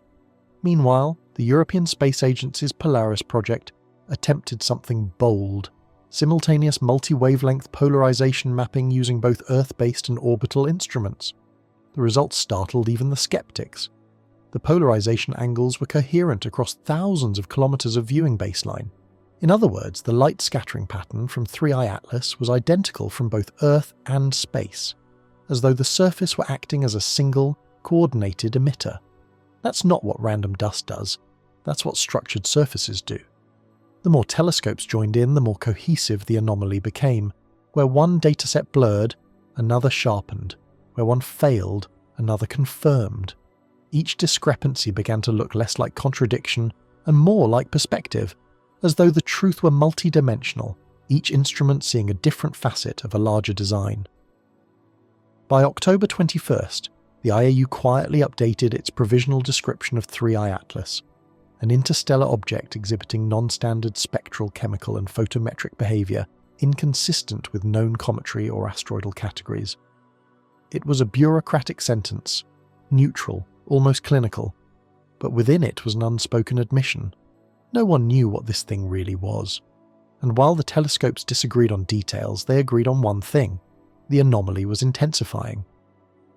As the object closed within 0.8 astronomical units of the Sun, its CO2 emissions strengthened instead of fading. The nickel lines sharpened. The ultraviolet pulses quickened. The jet, the same impossible sunward plume, grew more collimated, more focused, as if anticipating the moment it would vanish behind the Sun. Some scientists began calling this period the alignment window. Others called it the test. Whatever the name, it would decide the argument. When 3I Atlas passes behind the Sun on October 29th, the glare will blind all instruments for weeks. What emerges afterward, if it emerges, will either confirm the anomaly or erase it forever. The race is on. Data teams work without sleep, calibrating final observations, comparing light curves, analysing every photon before the object disappears into solar brightness. For the first time in modern astronomy, 12 major observatories are staring at the same point in space, not to confirm a theory, but to confront the possibility that they're all seeing parts of a truth too big for one instrument to hold. The truth about 3I Atlas is now suspended between those perspectives, between the natural and the impossible, the chemical and the engineered. And just beyond the competing optics, one spacecraft prepares to take the closest look of all, a machine orbiting Mars whose camera is finally in position to see what everyone else can only speculate about. If there is one machine in the solar system capable of ending the debate over 3I Atlas, it's orbiting Mars right now. The Mars Reconnaissance Orbiter, or MR, was never designed for interstellar research. It was built to map canyons, ice caps, and dust storms. But its high-resolution imaging system, HI-RISE, remains the most powerful optical telescope beyond Earth orbit. It can resolve objects smaller than a meter on the Martian surface, and as fate would have it, 3I Atlas is about to pass close enough, less than 10 million kilometers from Mars, for HiRISE to see what no Earth-based telescope can. For weeks, scientists at NASA's Jet Propulsion Laboratory have been recalibrating the instrument for this moment. Its sensors were never intended to track fast-moving interstellar bodies, so the engineers devised a custom exposure pattern, a sequence of short bursts that would freeze the object's motion frame by frame. If it works, the images could reveal the true nature of its surface, whether it's rocky, metallic, or something else entirely. The anticipation is palpable. Every anomaly so far, the nickel without iron, the CO2 dominance, the sunward jet, the extreme polarization, has been inferred from spectra and light curves. But spectra can deceive. Geometry, temperature, and distance can all play tricks on the data. A photograph cannot. A direct image, even grainy, could settle the matter. Inside mission control, the schedule is precise to the second. The window opens on October 24th, when 3I Atlas enters HiRISE's line of sight. The camera will track it for just over 4 minutes. 4 minutes to capture humanity's clearest look at an object that has already rewritten our astrophysics textbooks. But there's a problem: the brightness. As 3I Atlas nears the Sun, its coma glows with a mixture of reflected light and internal emissions that could easily saturate the sensor. Engineers have set HiRISE to its lowest exposure setting, hoping to capture at least one usable frame before the glare overwhelms the image. What they're hoping to see isn't beauty, it's geometry. If the object's surface shows faceting, flat planes, edges, or curvature inconsistent with natural erosion, that alone would confirm artificiality. If it shows a smooth, reflective band aligned with its rotational axis, it would confirm the metallic polarization theories. And if the sunward jet originates from a single vent, it might even be visible as a bright, narrow filament, a momentary glimpse of the physics behind the impossible. The expectations are cautious. HiRISE is a miracle of engineering, but even miracles have limits. At such distances, resolution will be measured in tens of meters per pixel. Still, even a few pixels can reveal a lot. For example, when HiRISE imaged Comet C/2013 A1 Siding Spring during its flyby of Mars in 2014, it detected faint structural asymmetries that helped confirm its nucleus rotation. Now, with 3I Atlas, scientists hope for something similar, but no one can predict what they'll find. As the window approaches, tension builds across research centres. Slack channels buzz with last-minute calculations, trajectories, exposure angles, timing corrections. At the European Space Agency's data center, a pinned message reads simply, "The image that ends the argument." Meanwhile, the public has caught wind. Online forums are alive with speculation. Amateur astronomers track the object nightly, posting blurred streaks of green light. Some claim to see the jet, others call it digital noise. The truth, as always, is locked in professional data still waiting to be downloaded from Mars orbit. At 1942 UTC on October 24th, HiRISE fires. The camera captures hundreds of micro-exposures, each less than a millisecond long, timed precisely with the object's apparent velocity. Then silence. Transmission begins, packets of data streaming across tens of millions of kilometers back to Earth. At that distance, the signal delay is about 20 minutes. 20 minutes of waiting that feel like an eternity. When the first low-resolution thumbnails appear, there's an audible intake of breath across mission control. It's not what anyone expected. The nucleus, the solid core of 3I Atlas, doesn't look irregular. It looks structured. Even in the preliminary frames, there's distinct symmetry. A brightness gradient that curves evenly from pole to pole, like a cylinder or a disk rather than a chaotic chunk of ice. One side glints with metallic reflectivity. The other appears matte, dark, coated in something absorptive. The jet, faint but unmistakable, rises not randomly but from a defined edge, a boundary that runs clean and straight across the visible hemisphere. Engineers freeze the feed. They begin processing the high-resolution strip, stitching together the exposures into a single composite. When it stabilizes, the room falls silent again. The object is long, elongated, roughly 1.7 kilometers across, about 400 meters thick and tapering at both ends. Its aspect ratio, the ratio of length to width, matches the dimensions of certain artificial satellites, scaled up by orders of magnitude. Along its surface are subtle linear ridges, not quite grooves, not quite cracks, running parallel to its axis of rotation. It doesn't look like any comet ever photographed. The first reaction is disbelief, then methodical skepticism. The lines could be image artifacts, the symmetry an illusion caused by sunlight angles. Teams run calibration checks. They invert the lighting model. They compare with control frames of nearby background stars. The patterns remain. Every adjustment only sharpens the geometry. When the processed image is finally released to the Joint Observation Network, its metadata encrypted but its shape undeniable, even the skeptics go quiet. In one frame, faint sunlight glints off what appears to be a flat facet near the jet's base. Another image shows a shadowed section whose edges form a near-perfect 90-degree intersection. It's subtle, barely visible, but to the trained eye, unmistakable. These aren't fractures, they're boundaries. In the following hours, debate explodes anew. Could these lines be stratified ice layers frozen along magnetic field lines? Could sublimation carve such perfect geometry? Or is this, as Loeb suggests, evidence of a structural framework, something forged, not formed? The official stance remains cautious. NASA and ESA issue near-identical statements. Preliminary imagery from MRO/HiRISE shows an elongated nucleus exhibiting unusual surface morphology. Further analysis is required to determine geological or non-geological origins. Behind that diplomatic phrasing lies astonishment.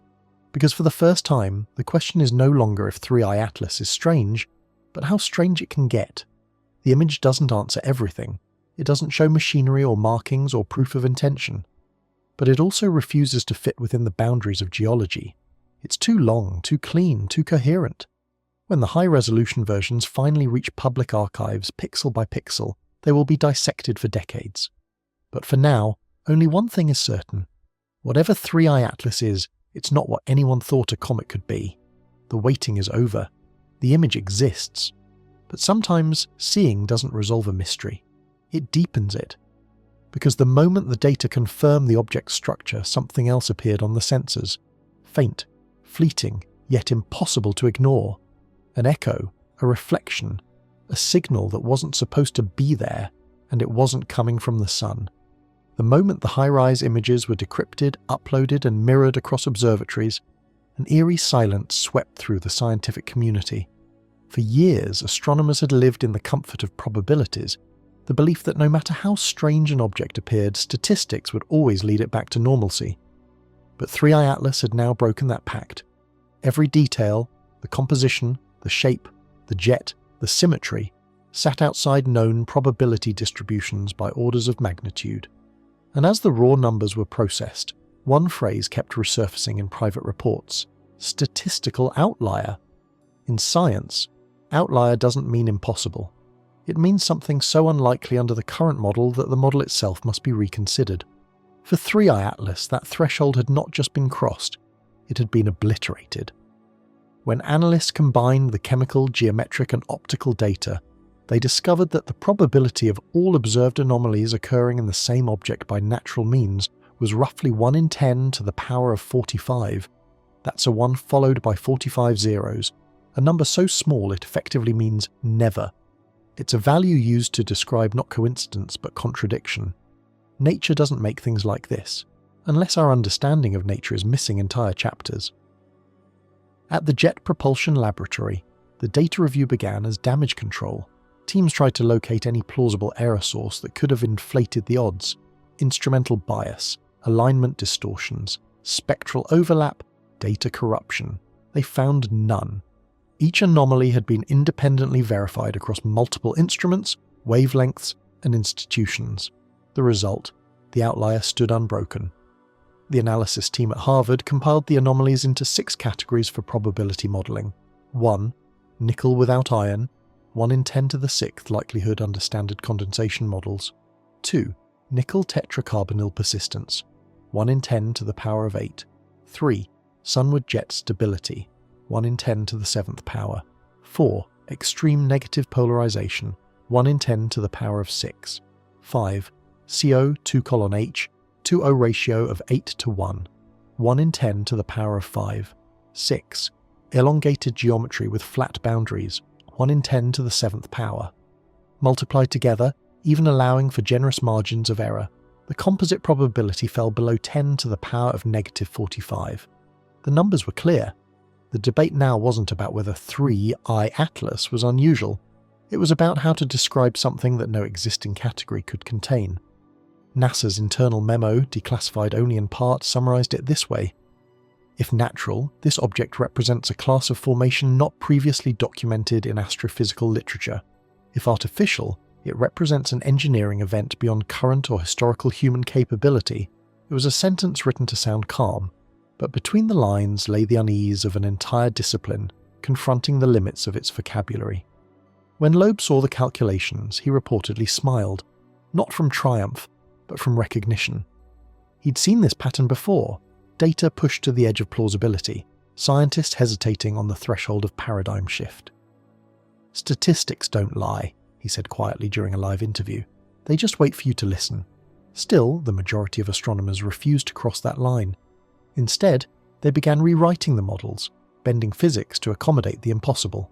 One popular theory, the anomalous condensation model, proposed that 3i Atlas formed in a pre-galactic molecular cloud, billions of years before the Milky Way took shape.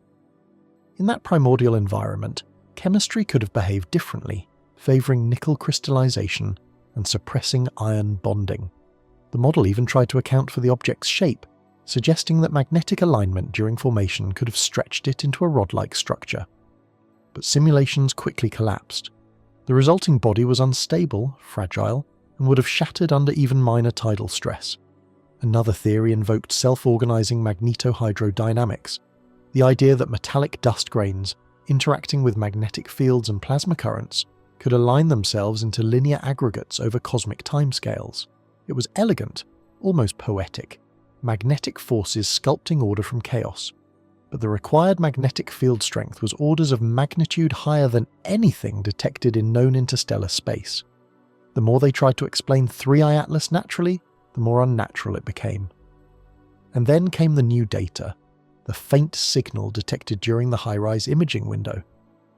While the primary optical camera was capturing frames, the orbiter's communications array registered a repeating fluctuation in background radio noise. It wasn't a transmission, not in the human sense, but it wasn't random either. The signal appeared as periodic resonance, occurring every 540 seconds, perfectly matching the ultraviolet pulse cycle earlier observed by Hubble. It was as though the object itself was echoing at a fixed frequency, absorbing and re-emitting energy in rhythm. The amplitude was tiny, barely distinguishable from cosmic background radiation, but statistically significant. 6 sigma above baseline noise. That means a 99.9999% confidence level that the pattern was real. To some, it was simply a byproduct of the jet, magnetic interference from ionized gases. To others, it looked suspiciously like a carrier wave, the faint hum of a resonant cavity, a structure oscillating in tune with its own geometry. If that were true, it meant one thing. 3I Atlas wasn't just reflecting sunlight, it was interacting with it. The data triggered a flurry of encrypted communications between NASA, ESA and Harvard's Galileo project. For several days, the teams worked under blackout. No public releases, no press briefings. Officially, the reason was data verification. Unofficially, it was containment. No one wanted to ignite the kind of frenzy that follows the word signal, but rumours spread quickly in the scientific underground.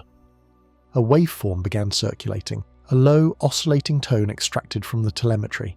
At normal speed, it sounded like static. Slowed down, it revealed a rhythm, steady, deliberate, almost mechanical. Some claimed it was artifact, others called it the hum of an interstellar relic. Whatever it was, it lined up perfectly with the statistical models, another improbable pattern in a chain of improbabilities. The conversation now turned from the what to the why. If 3I Atlas truly was a relic, what could its function have been?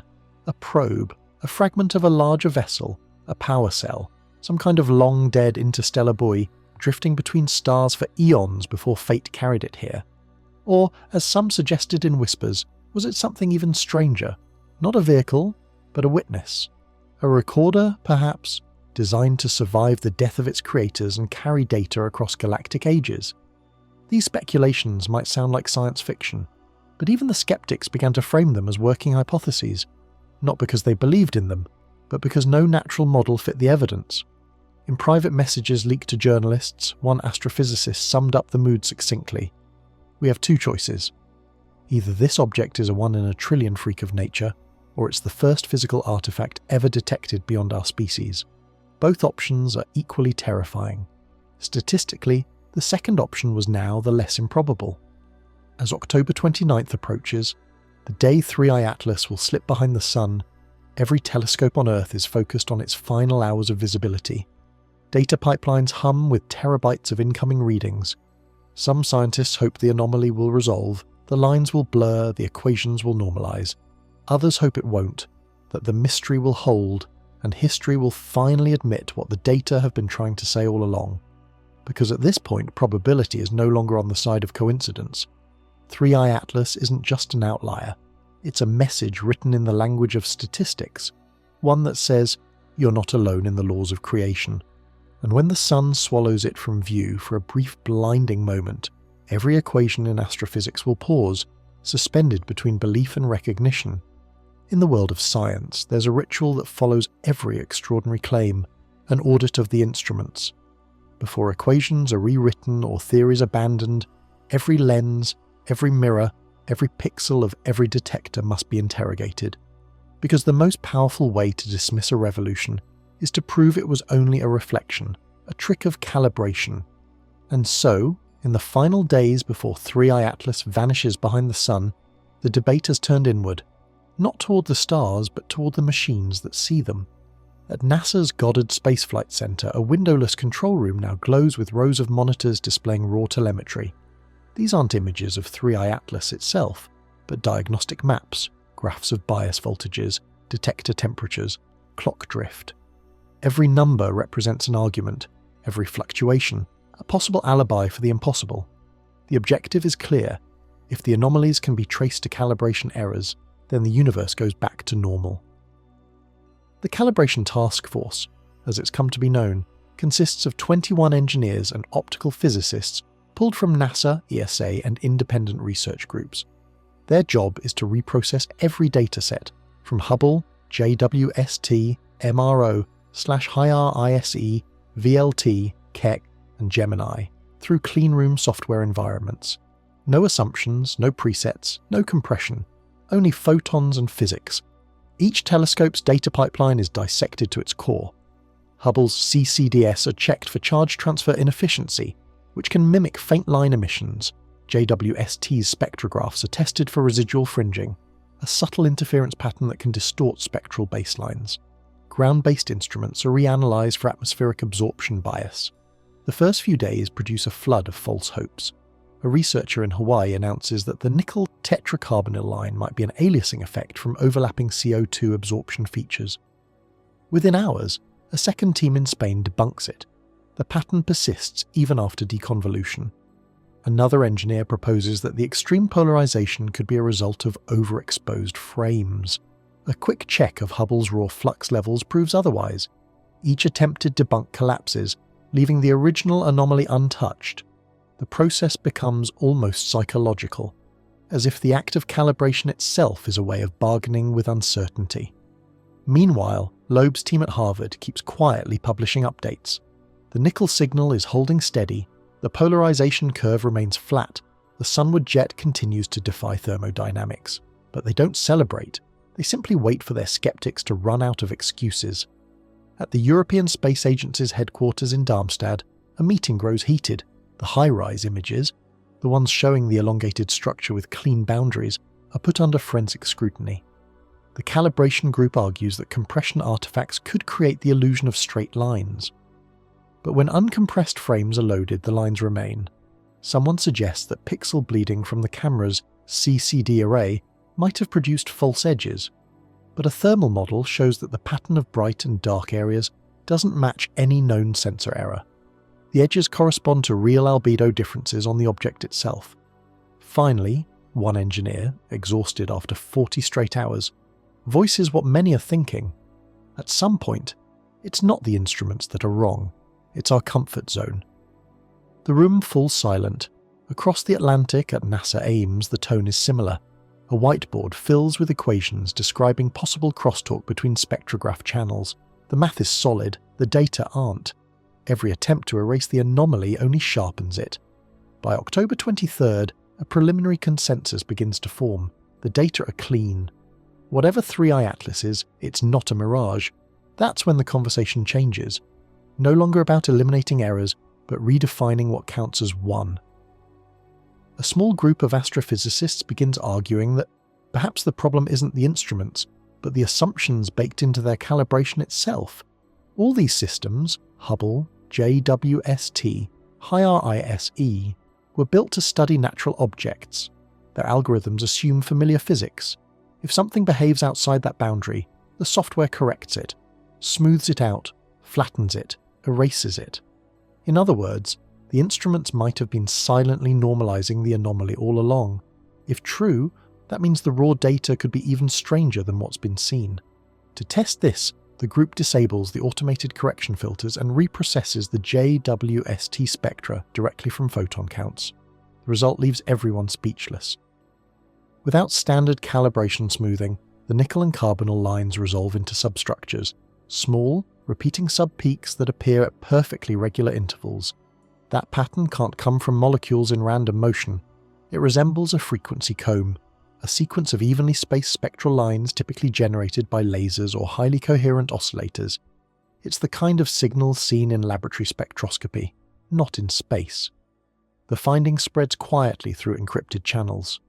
No one wants to use the word engineered, but it hangs unspoken in every message thread. A frequency comb implies precision, an underlying process that organizes emission frequencies in harmonic intervals. It's something nature can mimic accidentally in mazes, but never with this symmetry. NASA issues a private directive. Do not release reprocessed data publicly until cross-validation is complete. But leaks are inevitable. Within hours, snippets of the comb pattern appear online, posted by an anonymous account claiming affiliation with an observatory technician. The post reads, "It's not random, it's repeating. Something out there is tuned." By the next morning, the calibration debate has escaped the labs and entered the media. News outlets run cautious headlines. Spectral recalibration suggests new 3E Atlas pattern, while forums explode with speculation. Is it a message? A malfunction? A resonance effect? The scientists, meanwhile, are paralysed between excitement and dread, because if the cone pattern is real, it confirms that every anomaly, the polarisation, the sunward jet, the nickel emissions, may not just coexist but be linked, a self-organising system, a mechanism reacting to solar radiation. That possibility ignites a second, more profound argument inside NASA, the philosophical one. If an instrument calibrated for nature detects something unnatural, is that a calibration failure or a discovery? The question divides even the most seasoned veterans. To some, the purpose of calibration is to protect science from imagination. To others, it's imagination that drives science to recalibrate its instruments. The debate reaches a symbolic crescendo when an ESA physicist quietly writes on a lab whiteboard, "If the instruments aren't wrong, maybe we are." No one erases it. By now, 3I Atlas is less than 0.6 astronomical units from the Sun. Its jet burns brighter, the CO2 ratio peaks near 9:1, and the frequency cone pattern, confirmed by multiple teams, grows sharper. The object's emissions are now modulating with the rhythm of its rotation, almost as if locked in resonance with itself. The calibration debate is no longer about fixing instruments, it's about fixing perspective. And as the community struggles to define what it's seeing, one last variable enters the discussion, something bigger than any telescope can explain. Because if these harmonic signals and chemical impossibilities are genuine, then 3I Atlas might not just be a statistical outlier. It could be a systemic pattern, one we've missed before, one that's been hiding in plain sight across every interstellar visitor we've ever dismissed as ordinary. Patterns are the lifeblood of science. They tell us when a phenomenon belongs to nature and when it doesn't. But sometimes, when the same strange pattern repeats across unrelated events, nature begins to look like it's trying to send a message. That's the conversation now consuming the astronomical community. Because 3I Atlas, with all its bizarre chemistry, perfect symmetry and rhythmic emissions, isn't the first object to defy the rules, it's the third. The first was Oumuamua back in 2017. A cigar-shaped interstellar visitor that accelerated slightly without visible outgassing, reflecting sunlight in flashes that implied flat metallic surfaces. The second, 2I/Borisov, in 2019. More comet-like, but chemically odd. Its ratio of CO to H2O abnormally high. And now, 3I Atlas, the strangest of all. 3 interstellar visitors in less than a decade, each breaking a different law of cometary behaviour. That's the pattern, and for a growing number of researchers, it's no longer coincidence. At first, the community treated Oumuamua and Borisov as statistical miracles, 2 random visitors from the same infinite cosmic lottery. But as Loeb pointed out years ago, probability doesn't stack like that. The more often the impossible happens, the less impossible it is. The appearance of 3 Atlas, with its deliberate geometry and factory-like chemistry, pushed the odds past breaking. By October 2025, a new term began appearing in internal research papers, the Interstellar series. 3 anomalies, possibly connected by origin, behaviour or design. The first clue linking them came not from optics, but from chemistry. When the 3I Atlas data were compared with archived readings of 2I/Borisov, something astonishing surfaced. Both exhibited nickel-carbon bonds, faint, overlooked traces in the infrared spectra that had been dismissed at the time as noise. Reprocessing those old files with the new calibration algorithms revealed a faint repeating feature almost identical to the one seen in 3I Atlas. Nickel, carbon monoxide, the same impossible chemistry hidden in plain sight. That finding forced a re-evaluation of the entire dataset for Oumuamua. Although that object never released gas, its light curve suggested it was coated in a highly reflective material, with a spectral slope inconsistent with rock or ice. When those reflectance profiles were mathematically deconvolved using the updated carbonyl signature from 3I Atlas, a weak match emerged, suggesting that Oumuamua too might have contained traces of nickel compounds beneath its surface. If true, that would mean all 3 interstellar objects, spanning nearly a decade of discovery, share one chemical fingerprint, nickel bound to carbon in non-natural ratios.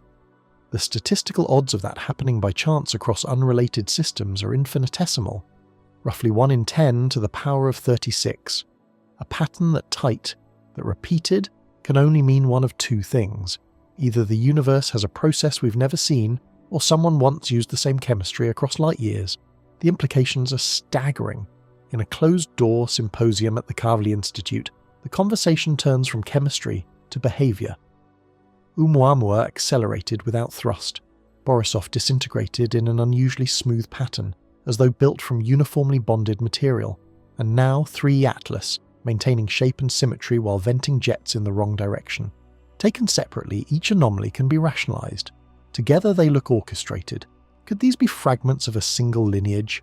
Debris from an ancient galactic civilization? Relics of machines built for endurance, designed to survive the interstellar void long after their creators vanished? Most scientists refuse to say it aloud, but they write it between the lines. Continuity implies intent. Still, the effort to stay grounded continues. Alternative theories abound. Some suggest these are products of a galactic natural selection, that only the most resilient materials survive interstellar journeys, and thus we're biased toward detecting objects made of durable metal-rich compounds. Others posit a universal process, carbonyl chemistry forming spontaneously under extreme conditions near supernova remnants. But both theories falter under the data. Because the nickel-carbon compounds observed in all 3 objects are too stable, they persist even under solar radiation levels that should destroy them. That kind of stability requires precise energy regulation, the hallmark of control. As one researcher put it in a leaked email thread, we're not seeing randomness, we're seeing replication. At Loeb's lab, a more radical model emerges. He proposes that these interstellar visitors might not be mere fragments, but nodes, self-contained artifacts distributed intentionally, each carrying variations of the same chemical architecture. A cosmic lattice, perhaps, seeded across space for reasons we can't yet grasp. Observation, preservation, or communication. His team runs simulations showing how, if each object shares a structural core composed of nickel-carbon frameworks, they could remain stable for millions of years, absorbing radiation and converting it into faint emission cycles, the very cycles now seen as frequency combs. If these objects are indeed part of a network, their signals might be harmonically related, different notes in the same galactic chord. When the periodic UV pulses from 3I Atlas are compared with archival data from Oumuamua's reflectance variability, an odd relationship emerges. The frequencies are nearly integer multiples, not identical but harmonically spaced, as though tuned to resonate with one another across time and distance. It's an eerie realization.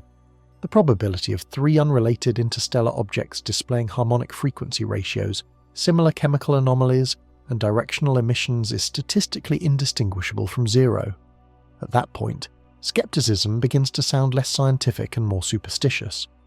By mid-October, whispers of an unspoken hypothesis spread through data-sharing networks, that 3I Atlas might be the last in a sequence, a closing chapter arriving precisely as solar conditions align to make it observable. Some even suggest, half seriously half not, that these objects were meant to be seen, released along trajectories that intersect intelligent life during specific epochs. NASA, ESA, and the Galileo project issue a joint statement downplaying the speculation. No evidence currently supports the existence of coordination or shared origin between interstellar objects. Comparative analysis is ongoing, but even within that sterile disclaimer, the term comparative analysis speaks volumes. It means they're looking, they're checking the alignment, and the alignment quietly is there. The orbital paths of Oumuamua 2017, Borisov 2019, and 3I Atlas 2025, when plotted backward in galactic coordinates, converge toward a region near the constellation Lyra, the same region where the star Vega resides, one of the brightest, oldest, and most stable stars in our neighbourhood. The odds of 3 unrelated interstellar objects sharing roughly the same point of galactic origin by chance are vanishingly small, around 1 in 10 to the power of 9, and yet there it is. A thin line, traced across light years, pointing back to a single quadrant of space. For many, that connection is the final straw, the pattern that turns coincidence into architecture. The scientific community now stands at a threshold. On one side, the comfort of known physics, stretched but unbroken. On the other, the idea that these visitors are the remnants of something designed, perhaps by civilizations long extinguished, perhaps by forces that treat light and matter the way we treat radio waves and code. A pattern repeating across centuries of cosmic drift, written not in language but in probability. If that's true, then 3i Atlas isn't an anomaly, it's a confirmation, the final node in a sequence older than humanity itself, and perhaps older than Earth. And as it descends toward the sun, the world watches, not to see whether it survives but whether the pattern continues, because if it does, we'll have to ask a question even more unsettling than, are we alone? We'll have to ask, how long have they been sending these? For as long as humans have looked at the sky, comets have been the same story written in ice and light. Messengers of fear in ancient times, relics of planetary birth in ours. They came, they shone, they vanished. But what 3i Atlas has shown is that our very definition of a comet may no longer hold. The classical model was simple: frozen water, dust, and a little carbon dioxide locked inside a rubble core. Heat it, and it breathes. Freeze it, and it sleeps. Every behaviour we observed, tails, jets, spectra, fit within that rhythm. Yet here we are, confronted with an object that breaks nearly every expectation, while still wearing the outward mask of a comet. By late October 2025, the international astronomy community has quietly rewritten its textbooks in real time. At the International Astronomical Union's ad hoc Cometary Physics Working Group, the first sentence of the revised draft reads starkly, "A comet is any small interstellar or interplanetary body that exhibits volatile emission under solar heating. Composition may include non-traditional volatiles, metallic phases, or organized structures, Two words that would have been laughed out of the room a decade ago. The shift began not with belief in technology but with exhaustion. Too many anomalies, too many exceptions. If something behaves like a comet yet violates cometary chemistry, perhaps the fault lies in our definitions. Some scientists argue that 3i Atlas is inaugurating a new class entirely, the hybrid object, bodies that blur the line between inert matter and active mechanism. Natural systems that mimic machines, or machines that behave like natural systems. That blurring has profound implications. If nickel-carbon composites, frequency-tuned emissions and directional jets can all arise spontaneously, then life and design may no longer be binary categories. There could exist a continuum, from chemical self-organization to intentional engineering, spanning the space between geology and technology. Others resist the redefinition. They point out that the urge to rename something we don't understand is just another form of surrender. Calling it a new class doesn't explain it, one astronomer at the University of Cambridge says. It just hides our confusion behind taxonomy. But the pressure to formalise is immense. Data must be catalogued. Funding must be justified. The world's largest space agencies can't build missions to chase an anomaly. They can, however, chase a new class of object. Thus, the bureaucracy of discovery begins. NASA proposes a mission concept, Vigilant, a solar-powered interceptor capable of catching the next interstellar visitor within weeks of detection.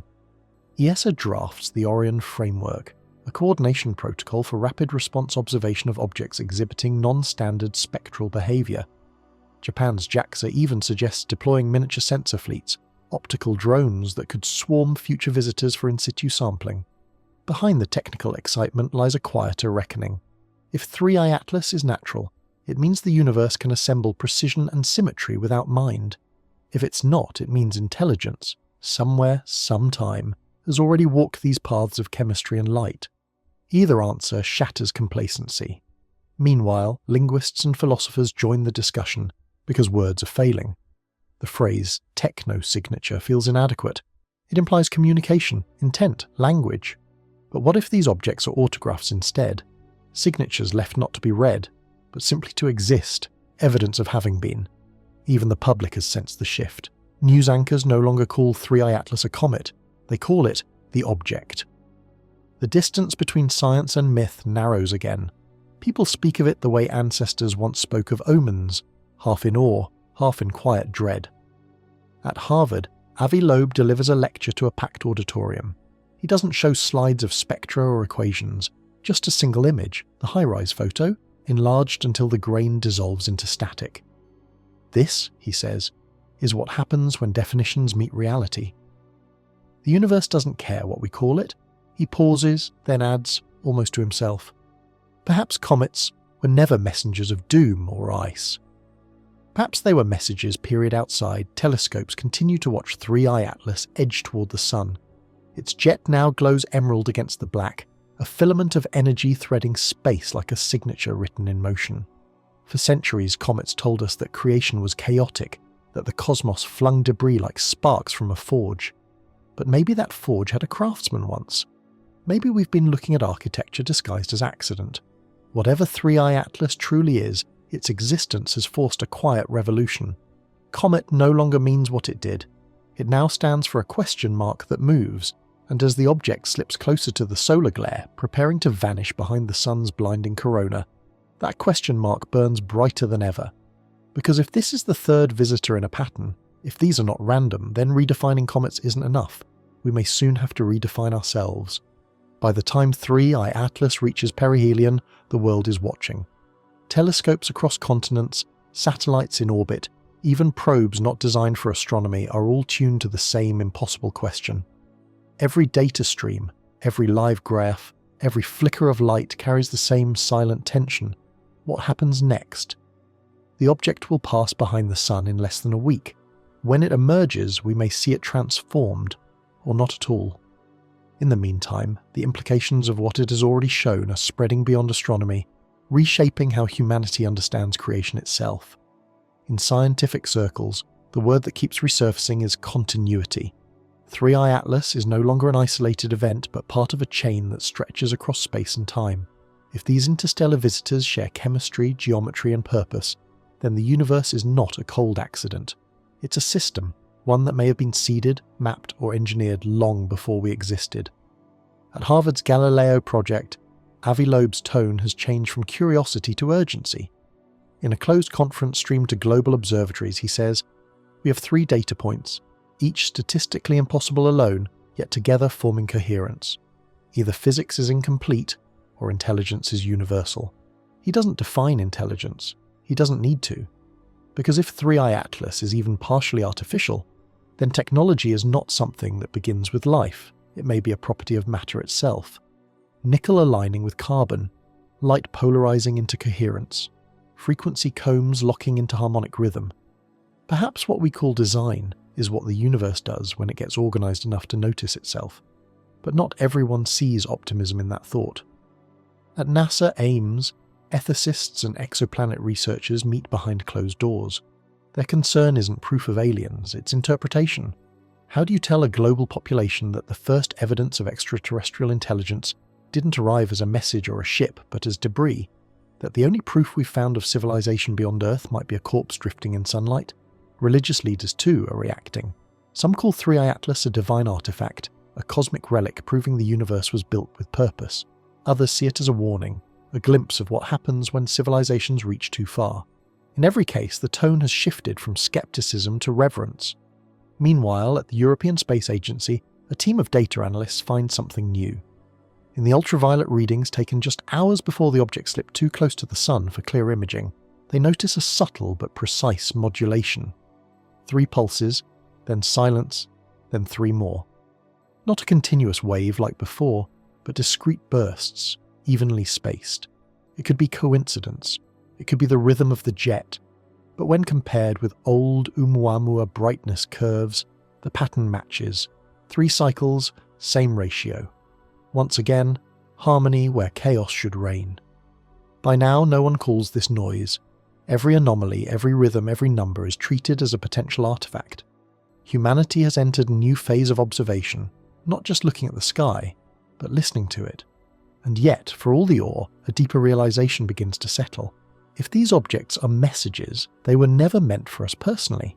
They were launched millions of years before humanity existed. Their trajectories are older than civilization, older than species. Whatever sent them, if anything did, could be gone. The implications ripple outward. SETI redefines its mission. Instead of listening for deliberate transmissions, it begins cataloguing physical techno-signatures, objects, alloys, structures, remnants. The focus shifts from who's talking to what's left behind. Because maybe contact doesn't begin with communication. Maybe it begins with archaeology. And 3i Atlas, whatever it is, has made our solar system the first excavation site. As the object approaches its solar occultation, its light flickers for the last time. The jet brightens, then dims, then collapses into the glare. Within hours, all instruments lose lock, telemetry flatlines. The object is gone, consumed by the brightness of the star that defines our world. In the silence that follows, scientists stare at empty graphs, unsure whether to feel relief or loss. If it survives its passage, it will reappear in November, fainter, distant, outbound. If it doesn't, it will die as it lived, an equation that refused to balance. But regardless of its fate, one truth remains. The discovery of 3i Atlas has changed how we measure everything, not just matter and light, but meaning. Because somewhere between the chemistry of life and the silence of space, something crossed the boundary between accident and intention and left a trace behind. A filament of green light, a frequency comb in the dark, a question we can't yet phrase without rewriting who we are. And perhaps that's the real message of 3i Atlas. Not proof, not contact, but permission. Permission to imagine that intelligence, wherever it exists, might not speak in voices or signals, but in physics itself. And if that's true, then every future comet, every fragment from the stars, will no longer be seen as debris. They will be echoes, remnants of minds that once turned matter into memory and sent it drifting through eternity. The sun swallows 3i Atlas. For a brief, blinding moment, every telescope in the solar system turns white. Sensors saturate, lenses flare, and then silence. The object vanishes behind the solar limb, its signature erased by light more powerful than data itself. Somewhere beyond that glare it keeps moving, maybe intact, maybe breaking apart, maybe doing exactly what it was meant to do. No one knows, but what remains isn't emptiness, it's awareness. In just a few weeks, an object barely a few kilometers wide has rewritten the vocabulary of astronomy. It's shown that chemistry can imitate industry, that light can carry geometry, and that probability, once our shield against wonder, can become its messenger. Whether natural or designed, 3i Atlas has exposed the fragility of our definitions. It's forced us to ask whether intelligence must always mean biology, whether creation must always mean life, and whether the boundary between nature and design is really a line at all, or a mirror. Scientists will spend years parsing its data, recalibrating telescopes, rewriting models. The papers will be cautious, the language restrained. But beneath the restraint, something irreversible has shifted. The universe no longer feels empty. It feels organized. Somewhere, far beyond the heliopause, the object will continue its silent arc through interstellar dark. Its nickel skin will cool, its carbon sheath will refreeze, the jet will die, and the dust around it will settle into equilibrium. But the idea it carried, the possibility, will not fade. Because every future discovery will now be measured against it. Every interstellar object will be treated not as a wanderer, but as a suspect. Every anomaly will be read like a code. And maybe that's the quiet gift 3i Atlas has left us. Not answers, but vigilance. The sense that discovery is no longer a one-way gaze outward, but a mutual recognition that somewhere in the vast machinery of the cosmos something might have already looked back. When the sun's light finally releases it, 3i Atlas will emerge again, dimmed, distant, outbound, a streak of green whispering across the void. Some will say it was just a comet. Others will call it the first artifact. But for those who watched, who measured, who dared to believe that the numbers meant what they said, it will remain something rarer, a boundary object, the place where physics met intent and neither retreated. And as Earth turns beneath a quiet sky, and the instruments power down one by one, a single truth lingers in the data streams like a note too low for hearing. It's not that we found something alien, it's that, for the first time, we recognized how alien reality has always been.